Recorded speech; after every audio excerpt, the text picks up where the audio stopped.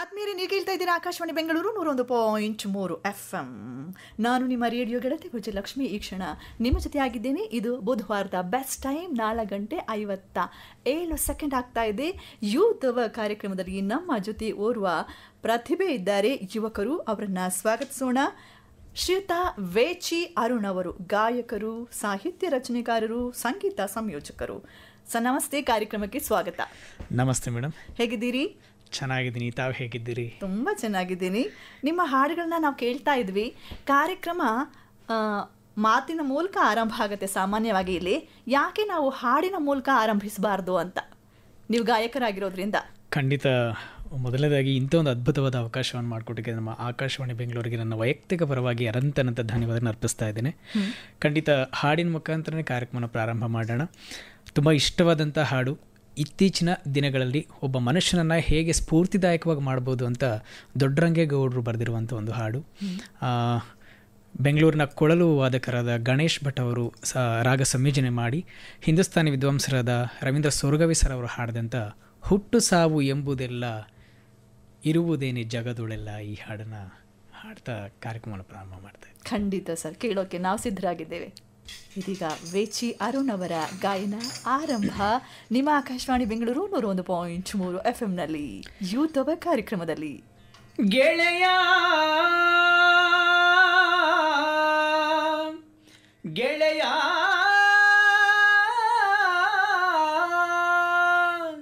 ಹುಟ್ಟು ಸಾವು ಎಂಬುದೆಲ್ಲ ಇರುವುದೇನೆ ಜಗದೊಳೆಲ್ಲ. ಹುಟ್ಟು ಸಾವು ಎಂಬುದೆಲ್ಲ ಇರುವುದೇನೆ ಜಗದೊಳೆಲ್ಲ. ಸಮರಸದಲ್ಲಿ ಸ್ವೀಕರಿಸಯ್ಯ ಓ ಗೆಳೆಯ, ಓ ಗೆಳೆಯ, ಓ ಗೆಳೆಯ, ಓ ಗೆಳೆಯ. ಬರುವುದೆಲ್ಲ ಬರಲಿ ಬಿಡು, ಬರುವುದೆಲ್ಲ ಬರಲಿ ಬಿಡು. ಅರಿತು ನುರಿತು ಹಾದಿ ಸಾಗೋ, ಅರಿತು ನುರಿತು ಹಾದಿ ಸಾಗೋ. ಓ ಗೆಳೆಯ, ಓ ಗೆಳೆಯ, ಓ ಗೆಳೆಯ, ಓ ಗೆಳೆಯ. ಭೂಮಿ ಬಾನು ಶಾಶ್ವತವಯ್ಯ, ಮನುಜ ಬಾಳ್ವೆ ಸಜವಯ್ಯ.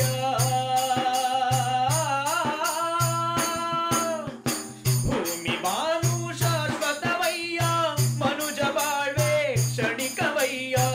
ಇಳೆಗೆ ಬಂದು ಬೆಳೆವ ವೇಳೆ, ಇಳೆಗೆ ಬಂದು ಬೆಳೆವ ವೇಳೆ. ತಾಳ್ಮೆ ತಳೆದು ನಡೆಯಬೇಕು, ಸಹನೆ ಪಾಠ ಕಲಿಯಬೇಕು. ತಾಳ್ಮೆ ತಳೆದು ನಡೆಯಬೇಕು, ಸಹನೆ ಪಾಠ ಕಲಿಯಬೇಕು. ಓ ಗೆಳೆಯ, ಓ ಗೆಳೆಯ, ಓ ಗೆಳೆಯ, ಓ ಗೆಳೆಯ. ಹುಟ್ಟು ಸಾವು ಎಂಬುದೆಲ್ಲ ಇರುವುದೇನೆ ಜಗದೊಳೆಲ್ಲ. ಹುಟ್ಟು ಸಾವು ಎಂಬುದೆಲ್ಲ ಇರುವುದೇನೆ ಜಗದೊಳೆಲ್ಲ. ಸಮರಸದಲ್ಲಿ ಸ್ವೀಕರಿಸಯ್ಯ ಓ ಗೆಳೆಯ, ಓ ಗೆಳೆಯ, ಓ ಗೆಳೆಯ, ಓ ಗೆಳೆಯ, ಓ ಗೆಳೆಯ, ಓ ಗೆಳೆಯ.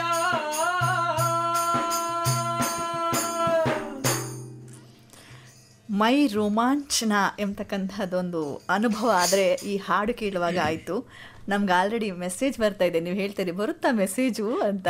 ನೋಡಿ, ಆಲ್ರೆಡಿ ಮೆಸೇಜ್ ಬಂದಿದೆ. ಎಂಥ ಅದ್ಭುತವಾದಂತಹ ಗಾಯನ ಸರ್ ಅಂತ ಹೇಳ್ತಿದ್ದಾರೆ. ಈ ನಿಮ್ಮ ಈ ಗಾಯನದ ಜೀವನ ಆರಂಭ ಆಗಿದೆ ಹೇಗೆ? ಈ ವಿಚಾರ ಬಂದಾಗಲೆಲ್ಲ ತುಂಬ ಖುಷಿಯಾಗೋದೇನು ಅಂದರೆ, ನಮ್ಮ ಒಂದು ಕುಟುಂಬದ ಒಂದು ಪರಂಪರೆ ಪ್ರತಿಕ್ಷಣ ಈ ಪ್ರಶ್ನೆಗೆ ನಾನು ಅವ್ರನ್ನ ನೆನೆಸ್ಕೋಬೇಕು ಅಂತ ಅನ್ಸುತ್ತೆ. ನಮ್ಮ ತಾತ ಗಾರೆ ಮಣಿವೆಂಕಟಪ್ಪ ಅಂತ ಯಕ್ಷಗಾನ ಕಲಾವಿದರು, ತುಂಬ ಅದ್ಭುತವಾದಂತಹ ಕಲಾವಿದರು. ಹಾಗೆ ಅವರಿಗೆ 5 ಜನ ಗಂಡು ಮಕ್ಕಳು. ಆ 5 ಜನರು ಕೂಡ ಕಲಾವಿದರು, ರಂಗಭೂಮಿ ಕಲಾವಿದರಾಗಿದ್ದರು. ಅದರಲ್ಲಿ ಮೊದಲನೇ ಅವರೇ ನಮ್ಮ ತಂದೆ ಚಿಕ್ಕಮಣಿಯಪ್ಪ ಅಂತ, ಅವರು ಕೂಡ ರಂಗಭೂಮಿ ಕಲಾವಿದರು. ಹಾಗಾಗಿ ಹುಟ್ಟಿದಾಗಿಂದ ಅವರ ಎಲ್ಲ ನಾಟಕಗಳನ್ನು, ಹಾಡುಗಳನ್ನು, ರಂಗಗೀತೆಗಳನ್ನು ಇವೆಲ್ಲವನ್ನು ಕೇಳ್ತಾ ಕೇಳ್ತಾ ಬೆಳೆದಂಥವನು ನಾನು. ಹಾಗಾಗಿ ಸಂಗೀತದ ಮೇಲೆ, ಹಾಡುಗಳ ಮೇಲೆ ಹೆಚ್ಚು ಆಸಕ್ತಿ ಬರೋದಕ್ಕೆ ಪ್ರಾರಂಭ ಆಯಿತು. ಅದಾದ ನಂತರ ನಾನು 7th ಸ್ಟ್ಯಾಂಡರ್ಡ್ಗೆ ಸಿದ್ಧಗಂಗಾ ಮಠಕ್ಕೆ ನಾನು ಹೋಗಿ ಜಾಯಿನ್ ಆದೆ. ಅಲ್ಲಿ ಪರಮಪೂಜ್ಯ ಶಿವಕುಮಾರ ಮಹಾಸ್ವಾಮೀಜಿಗಳ ಒಂದು ಆಶೀರ್ವಾದದಿಂದ ಬೆಳಗ್ಗೆ ಪ್ರಾರ್ಥನೆ ಮತ್ತು ಸಂಜೆ ಪ್ರಾರ್ಥನೆ ಎರಡನ್ನೂ ಕೂಡ ನಾನು ಹೇಳ್ಕೊಡುವಂಥ ಒಂದು ಸೌಭಾಗ್ಯ ನನಗೆ ಕೊಟ್ಟರು. ಹಾಗಾಗಿ ಪ್ರತಿನಿತ್ಯ ವಚನಗಳನ್ನು, ದಾಸರ ಪದಗಳನ್ನು, ಭಕ್ತಿಗೀತೆಗಳನ್ನು ಹಾಡ್ತಾ ಹಾಡ್ತಾ ಅದು ಹೆಚ್ಚು ಹವ್ಯಾಸಕ್ಕೆ ಬರೋದಕ್ಕೆ ಸಾಧ್ಯ ಆಗಿದ್ದು ನಮ್ಮ ಸಿದ್ಧಗಂಗಾ ಮಠ. ಅಲ್ಲಿ ನಮ್ಮ ಈಶಪ್ಪ ಮಾಯ್ಕರ್ ಅಂತ ಮತ್ತು ನನ್ನ ಸಂಗೀತ ಗುರುಗಳು ಎಲ್ ಶಿವಕುಮಾರ್ ಅಂತ. ಸೊ ಅವರಿಬ್ಬರ ಆಶೀರ್ವಾದದಿಂದ ನಾನು ಸಂಗೀತವನ್ನು ಸಂಪೂರ್ಣವಾಗಿ ತೊಡಗಿಸ್ಕೊಳ್ಳೋಕ್ಕೆ ಸಾಧ್ಯ ಆಗಿತ್ತು. ಸಂಗೀತ ಅಭ್ಯಾಸ ಅಂದರೆ ಯಾವ ರೀತಿಯಾದಂಥ ಸಂಗೀತ ಅಭ್ಯಾಸ? ವಚನ ಗಾಯನ, ಕೆಲವೊಂದು ಬೇಸಿಕ್ ಕರ್ನಾಟಿಕ್ ಕ್ಲಾಸಿಕಲ್ ಕೂಡ ನಾನು ಅಲ್ಲಿ ಮಠದಲ್ಲಿ ನಮ್ಮ ಭಾಗವತರಿದ್ದರು, ಅವರು ಹೇಳ್ಕೊಡ್ತಾ ಇದ್ರು. ಸೊ ಬೇಸಿಕ್ ಮಾತ್ರ ಕ್ಲಾಸಿಕಲ್ ಆಗಿದೆ. ಅದರ ಹೊರತುಪಡಿಸಿ ನಾನು ಹೆಚ್ಚು ಹಾಡುಗಳನ್ನು ಹಾಡ್ತಾ ಬೆಳೆದಂಥ ಜೀವನ ನನಗೆ ಸಿದ್ಧಗಂಗಾ ಮಠ ಕೊಡ್ತು. ಅದಕ್ಕಿಂತ ಅದರ ಜೊತೆಯಲ್ಲಿ ಯುವ ಸಬಲೀಕರಣ ಮತ್ತು ಕ್ರೀಡಾ ಇಲಾಖೆ ಅಂತ ತುಮಕೂರು ಜಿಲ್ಲೆ, ಆ ಒಂದು ಇಲಾಖೆ, ಜಿಲ್ಲೆಯಲ್ಲೂ ಆ ಇಲಾಖೆಗಳಿದೆ. ತುಮಕೂರು ಜಿಲ್ಲೆಯ ಯುವ ಸಬಲೀಕರಣ ಕ್ರೀಡಾ ಇಲಾಖೆ ನನ್ನ ಜೀವನದಲ್ಲಿ ಬಹುದೊಡ್ಡ ಪಾತ್ರ ಮತ್ತು ದೊಡ್ಡ ವೇದಿಕೆಯನ್ನು ನನಗೆ ಕಲ್ಪಿಸಿಕೊಡ್ತು. ಹಾಗಾಗಿ ಎಲ್ಲಿ ಹೋದರೂ ಕೂಡ ನಮ್ಮ ಇಲಾಖೆಯನ್ನು ನಾನು ಖಂಡಿತವಾಗ್ಲೂ ನೆನೆಸ್ಕೊಳ್ತೇನೆ. ಅಲ್ಲಿ ಏನು ಮಾಡ್ತಾ ಇದ್ರಿ? ಹೇಗೆ ಅಲ್ಲಿ ವೇದಿಕೆಗಳು ಸಿಗ್ತದೆ ತಮಗೆ ಅಂತ? ಅಲ್ಲಿ ಯುವಜನ ಮೇಳ ಮತ್ತು ಯುವಜನೋತ್ಸವ ಅಂತ ಕಾರ್ಯಕ್ರಮ ನಡೆಯುತ್ತೆ. ಬರೀ ಯುವಕರಿಗೆ ಮಾತ್ರನೇ ಒಂದಷ್ಟು ಜನಪದ ಗೀತೆ, ಭಾವಗೀತೆ, ಲಾವಣಿ, ಗೀಗಿ ಪದ, ಈ ಥರದ ವಿಧವಾದಂಥ ಕಾಂಪಿಟೇಷನ್ಸ್ ನಡೆಯುತ್ತೆ. ಸೊ ಅದು ಅಲ್ಲಿ ಹೋಗಿ ನಾವು ಪಾರ್ಟಿಸಿಪೇಟ್ ಮಾಡಿದಾಗ ಮೊದಲನೇ ಬಾರಿ ನಾನು ಯುವಜನ ಮೇಳಕ್ಕೆ ಪೇಪರಲ್ಲಿ ಸ್ಪರ್ಧೆಗಳು ಪೇಪರಲ್ಲಿ ಆ್ಯಡನ್ನು ನೋಡಿ ತುಮಕೂರಿನಿಂದ ಸುಮಾರು ಒಂದು 70 ಕಿಲೋಮೀಟರ್ ದೂರದಲ್ಲಿ ಬೇರೆ ಯಾವುದೋ ತಾಲೂಕಿಂದ ನಡೀತಿತ್ತು. ಅದಕ್ಕೂ ನಮಗೂ ಸಂಬಂಧನೇ ಇರಲಿಲ್ಲ. ಆದರೆ ಇದು ಅವಕಾಶ ಬಿಟ್ಟರೆ ಹೋಗುತ್ತೆ ಅಂತ ಹೇಳಿ ಮಠದಲ್ಲಿ ನಾನು ಫ್ರೆಂಡ್ಸ್ ಹತ್ರ ಯಾರ ಹತ್ರನೂ ಸಾಲ ಇಸ್ಕೊಂಡು ಹೋಗಿ ಆ ಕಾಂಪಿಟೇಷನನ್ನು ಅಟೆಂಡ್ ಮಾಡಿದ್ದೆ. ಏನು ಓದ್ತಾ ಇದ್ರಿ ಅವಾಗ ನೀವು? ನಾನು ಡಿಗ್ರಿ ಫಸ್ಟ್ ಇಯರ್ ಇದ್ದೆ. ಅಲ್ಲಿ ನನ್ನನ್ನು ಇಲಾಖೆಯವರು ಗುರುತಿಸಿ ಎಲ್ಲಿಂದ ಬಂದಿದ್ದೀರಾ ಅಂತ ಕೇಳಿದ್ರು. ನಾನು ತುಮಕೂರು ಟೌನಿಂದನೇ ಬಂದಿದ್ದೀನಿ ಅಂತ ಹೇಳಿದ್ದಕ್ಕೆ, ಇದು ತುಂಬ ದೂರ ಬಂದುಬಿಟ್ಟಿದ್ದೀರಾ, ಜಿಲ್ಲಾ ಮಟ್ಟಕ್ಕೆ ನೇರವಾಗಿ ಬನ್ನಿ, ತುಂಬ ಚೆನ್ನಾಗಿ ಹಾಡ್ತೀರಾ ಅಂತ ಹೇಳಿ ಒಂದೇ ಬಾರಿ ನನ್ನ ಜಿಲ್ಲಾ ಮಟ್ಟದಲ್ಲಿ ಹಾಡಿಸಿ ಅಲ್ಲಿಂದ ಪ್ರತಿ ವರ್ಷನೂ ಕೂಡ ನನಗೆ ಒಂದು ರೀತಿಯ ದೊಡ್ಡ ಅವಕಾಶವನ್ನು ನಮ್ಮ ಇಲಾಖೆಯವರು ಕಲ್ಪಿಸಿಕೊಟ್ರು. ಯಾವ್ಯಾವ ಥರದ ಹಾಡುಗಳನ್ನು ಸ್ಪರ್ಧೆಗಳಲ್ಲಿ ಭಾಗವಹಿಸ್ತಾ ಇದ್ರಿ? ಅಲ್ಲಿ ಹೆಚ್ಚು ಭಾವಗೀತೆ ಮತ್ತು ರಂಗಗೀತೆಯಲ್ಲಿ ವಿಶೇಷವಾಗಿ 6 ವರ್ಷಗಳಿಂದ ಸತತವಾಗಿ ಪ್ರಥಮ ಸ್ಥಾನವನ್ನು ನಾನು ರಾಜ್ಯ ಮಟ್ಟದಲ್ಲಿ ಯುವಜನ ಮೇಳದಲ್ಲಿ ತಗೊಳ್ತಿದ್ದೆ. ರಾಜ್ಯ ಮಟ್ಟದ ಯುವಜನ ಮೇಳದಲ್ಲಿ ಸತತ 6 ವರ್ಷ ನಾನೇ ಫಸ್ಟ್ ಪ್ಲೇಸನ್ನು ತಗೊಂಡಿದ್ದೆ. ಸೊ ಇದನ್ನು ನಮ್ಮ ಇಲಾಖೆಯವರು ಕೂಡ ಗುರುತಿಸಿದ್ರು. ಅರುಣ್ ಬಂದ ಮೇಲಿಂದ ನಮಗೆ ಭಾವಗೀತೆ, ರಂಗಗೀತೆ ತುಮಕೂರು ಇದು ಫಿಕ್ಸ್ ಅಂತ ಹೇಳಿ ಆ ಮಟ್ಟಕ್ಕೆ ಬಂದರೂ ಎಲ್ಲ ಸ್ಪರ್ಧೆಗಳು ಮಾತಾಡ್ಕೊಳ್ಳುವಂಥ ಒಂದು ಸನ್ನಿವೇಶ ಅಲ್ಲಿ ಕ್ರಿಯೇಟ್ ಆಗಿತ್ತು. ಅವೆಲ್ಲ ಈಗಲೂ ನೆನೆಸ್ಕೊಂಡ್ರೆ ತುಂಬ ಖುಷಿ ಆಗುತ್ತೆ. ಈಗ ಎಷ್ಟೇ ದೊಡ್ಡ ವೇದಿಕೆಯಲ್ಲಿ ಹಾಡಿದ್ರು ಆಗ ಯುವಜನ ಮೇಳದಲ್ಲಿ ವೇದಿಕೆ ಹತ್ತಿದ ತಕ್ಷಣ ಅಲ್ಲಿ ಬಂದಂಥ ಕಾಂಪಿಟೇಟರ್ಸ್ ತೋರಿಸ್ತದೆ ಅಂತ ಒಂದು ಪ್ರೀತಿ. ಸಾಮಾನ್ಯವಾಗಿ ಸ್ಪರ್ಧೆ ಅಂತಂದ್ರೆ ಸ್ವಲ್ಪ ಇದಿರುತ್ತೆ, ಎದುರಾಳಿ ಅನ್ನೋ ಥರ ನೋಡ್ತಾರೆ ಎಲ್ರು. ಆದರೆ ನನ್ನ ಸೌಭಾಗ್ಯ ಏನು ಅಂತಂದ್ರೆ ಎಲ್ಲ ಜಿಲ್ಲೆಯವರು ಪ್ರೀತಿಸೋರು. ಭಾವಗೀತೆ ಅಂದರೆ ಅರುಣ್ ಹಾಡು ಬರ್ತಿದೆ, ತುಮಕೂರಿಂದ ಒಬ್ಬರು ಬರ್ತಿದ್ದಾರೆ, ಅವ್ರ ಹಾಡು ಕೇಳ್ಬೋದು ಅಂತ ಬಂದು ನನ್ನ ಹಾಡನ್ನು ಕೇಳೋರು.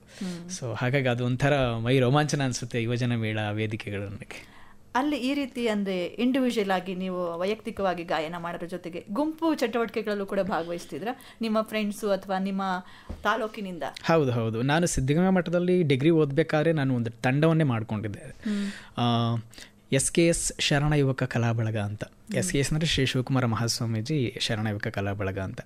ಕೆಲವೊಂದು ಸ್ಪರ್ಧೆಗಳಿಗೆ ಗುಂಪಲ್ಲೇ ಹಾಡಬೇಕಾಗಿತ್ತು. ಭಜನಾ ಪದಗಳು ಮತ್ತು ಜಾನಪದ ಗೀತೆಗಳು, ಗೀಗಿ ಪದಗಳು ಇವೆಲ್ಲವನ್ನು ಕೂಡ ಗುಂಪಲ್ಲೇ ಹಾಡಬೇಕಾಗಿದ್ದರಿಂದ ನನ್ನ ಫ್ರೆಂಡ್ಸನ್ನೇ ಸೇರಿಸ್ಕೊಂಡು ಒಂದು ತಂಡವನ್ನು ಮಾಡಿದ್ವಿ. ತುಂಬ ಅದ್ಭುತವಾದಂತಹ ಸ್ನೇಹಿತರು ಇದ್ದರು ಮತ್ತು ಸಂಗೀತದ ಬಗ್ಗೆ ಆಸಕ್ತಿ ಇರೋವಂಥವ್ರೆ ನನಗೆ ಸಿಕ್ಕಿ ನಮ್ಮ SKS ಶರಣ ಯುವಕ ಕಲಾ ಬಳಗ ಕೂಡ ತುಮಕೂರಿನಲ್ಲಿ ಒಂದು ಹಂತಕ್ಕೆ ಗುರುತಿಸ್ಕೊಳ್ಳೋದಕ್ಕೆ ನನ್ನ ಎಲ್ಲ ಸ್ನೇಹಿತರು ನನಗೆ ಸಹಾಯ ಮಾಡಿದ್ರು ಆ ಟೈಮಲ್ಲಿ. ಈಗಲೂ ಭಾಗವಹಿಸ್ತಿದ್ದೀರಾ? ಈಗ ಇಲ್ಲ ಮೇಡಮ್, ವಯಸ್ಸಾಗೋಯ್ತು. ಅದೊಂದು ರೂಲ್ಸ್ ಇದೆ ಯುವ ಸಬಲೀಕರಣ ಕ್ರೀಡಾ ಇಲಾಖೆಯಲ್ಲಿ, ಸ್ಪರ್ಧೆಗಳಲ್ಲಿ ಭಾಗವಹಿಸ್ಬೇಕಂದ್ರೆ ಇಷ್ಟು ವಯಸ್ಸಿರಬೇಕು ಅಂತ. ಸೊ ಅದನ್ನ ಮೀರಿ ಆಗಿದೆ, ಆದರೆ ನೀವು ಅದನ್ನ ಎಂಜಾಯ್ ಮಾಡ್ತೀರಾ ಈಗಲೂ ಕೂಡ? ಇಲ್ಲ, ನಾನು ಈ ವಿಷಯದಲ್ಲಿ ವಯಸ್ಸಾಯ್ತು ಅಂತ ನಾನು ಹೋಗೋದನ್ನ ಬಿಟ್ಟಿಲ್ಲ.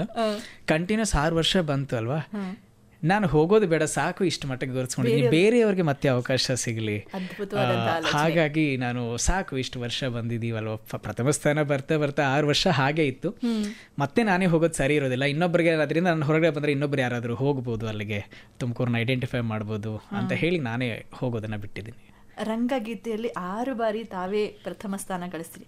ಒಂದೇ ಒಂದು ಲೈನ್ನ ಪ್ರೋಮೋ ಥರ ಕೊಡಿ ಇವಾಗ, ಆ ನಂತರ ನಾವು ಮಾತನ್ನು ಮುಂದುವರಿಸೋಣ ಅರುಣ್ ಅವರೇ. ಖಂಡಿತ ಮೇಡಮ್. ಇದು ಶ್ರೀ ಜಗಜ್ಯೋತಿ ಬಸವೇಶ್ವರ ಅನ್ನುವಂಥ ನಾಟಕ. ಸನ್ನಿವೇಶ ಏನು ಅಂದರೆ, ಹರಳಯ್ಯ ದಂಪತಿಗಳು ಬಸವಣ್ಣವ್ರಿಗೆ ತಮ್ಮ ತೊಡೆಯ ಚರ್ಮವನ್ನು ಸುಲಿದು ಚಪ್ಪಲಿಯನ್ನು ಮಾಡಿಕೊಡ್ತಾರೆ. ಅದನ್ನು ನೋಡಿದಂಥ ಬಸವಣ್ಣನವರು ಅದನ್ನು ಕಾಲಿಗೆ ಹಾಕೊಳ್ಳೋದಿಲ್ಲ, ತಲೆ ಮೇಲೆ ಇಟ್ಕೋತಾರೆ. ಅಂಥ ಅದ್ಭುತವಾದಂತಹ ವ್ಯಕ್ತಿ ಬಸವಣ್ಣನವರು. ಆ ಸಂದರ್ಭವನ್ನು ನೋಡಿದಂಥ ಹರಳಯ್ಯ ದಂಪತಿಗಳಿಗೆ ಕಣ್ಣಲ್ಲಿ ನೀರು ಬರುತ್ತೆ. ಆ ಸಮಯದಲ್ಲಿ ಬಸವಣ್ಣವ್ರ ಬಗ್ಗೆ ಹಾಡುವಂಥ ಒಂದು ರಂಗಗೀತೆ ಇದು. ಒಂದೇ ಲೈನ್ ಹೇಳಿ. ಸಂಗನ ಬಸವೇಶ ಜಗಜ್ಯೋತಿಯೇ ಶ್ರೀ ಗುರು ಚಿನ್ಮಯ ರೂಪ ಶಿವ ಶಿವ. ಸಂಗನ ಬಸವೇಶ ಜಗಜ್ಯೋತಿಯೇ ಶ್ರೀ ಗುರು ಚಿನ್ಮಯ ರೂಪ ಶಿವ ಶಿವ. ಸಂಗನ ಬಸವೇಶ ಜಗಜ್ಯೋತಿಯೇ ಶ್ರೀ ಗುರು ಚಿನ್ಮಯ ರೂಪ ಶಿವ. ಹೀಗೆ ಹರಳಯ್ಯ ದಂಪತಿಯವರು ಆರಂಭಿಸಿದಂತಹ ಗಾಯನ ಇನ್ನು ಹೇಗೆ ಸಾಗುತ್ತೆ ಅನ್ನೋದನ್ನು ನಾವು ನಿಮ್ಮ ಕಂಠಸಿರಿಯಲ್ಲಿ ಕೇಳ್ತೀವಿ. ಕೇಳ್ತಾರಿ, ಇದು ಆಕಾಶವಾಣಿ ಬೆಂಗಳೂರು 101.3 FM. ಇದು ಆಕಾಶವಾಣಿ ಬೆಂಗಳೂರು 101.3 FM. ಯೂತ್ ಅವರ್ನಲ್ಲಿ ನಮ್ಮ ಜೊತೆ ಇದ್ದಾರೆ ವೇಚಿ ಅರುಣ್ ಅವರು, ಗಾಯಕರು, ಸಾಹಿತ್ಯ ರಚನೆಕಾರರು ಹಾಗೂ ಸಂಗೀತ ಸಂಯೋಜಕರು. ಅದ್ಭುತವಾದಂತಹ ಗಾಯನದ ಪಯಣ ಸಾಕ್ತಾ ಇತ್ತು. ಒಂದು ಪ್ರೋಮೋ ಥರ ಒಂದು ಲೈನ್ ಹಾಡಿದ್ರಿ ಸರ್, ಈಗ ಅದನ್ನು ಮುಂದುವರಿಸಬಹುದಾ? ರಂಗಗೀತೆ 6 ಬಾರಿ ರಾಜ್ಯ ಮಟ್ಟದಲ್ಲಿ ತಾವು ಪ್ರಶಸ್ತಿಯನ್ನು ತೆಗೆದುಕೊಂಡಂತಹ ಗೀತೆ. ಸಂಗನ ಬಸವೇಶ ಜಗಜ್ಯೋತಿಯೇ ಶ್ರೀ ಗುರು ಚಿನ್ಮಯ ರೂಪ ಶಿವ ಶಿವ.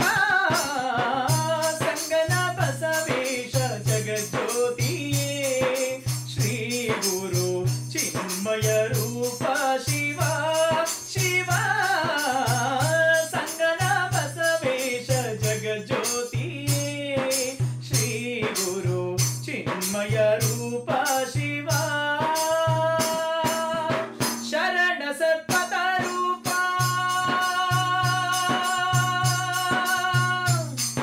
ಬಸವ.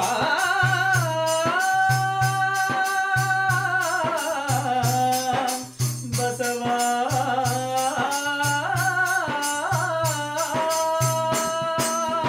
ಶರಣ ಸತ್ಪಥ ರೂಪ ಪ್ರಣವ ನಿರಂಜನ. ಪ್ರಣವ ಸತ್ಪಥ ರೂಪ ಪ್ರಣವ ನಿರಂಜನ. ನಿರ್ಮಲನೇ ನಿರ್ಗುಣನೇ ನೀ ಕೃಪೆ ತೋರೋ. ನಿರ್ಮಲನೇ ನಿರ್ಗುಣನೇ ನೀ ಕೃಪೆ ತೋರೋ. ಸಂಗನ ಬಸವೇಶ ಜಗಜ್ಯೋತಿಯೇ ಶ್ರೀ ಗುರು ಚಿನ್ಮಯ ರೂಪ ಶಿವ ಶಿವ. ಸಂಗನ ಬಸವೇಶ ಜಗಜ್ಯೋತಿಯೇ ಶ್ರೀ ಗುರು ಚಿನ್ಮಯ ರೂಪ ಶಿವ ಶಿವ.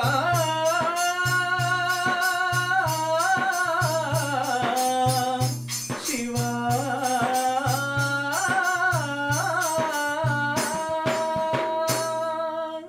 ಸೂಪರ್ ಆಗಿ ಹಾಡಿದ್ದಾರೆ ಮೇಡಮ್, ಅಭಿನಂದನೆಗಳು ಅವರಿಗೆ ತಿಳಿಸ್ಬಿಡಿ ಅಂತ ನಮ್ಮ ಕೇಳುಗರು ಸಂದೇಶಗಳನ್ನ ಕಳಿಸಿದ್ದಾರೆ. ಧನ್ಯವಾದಗಳು.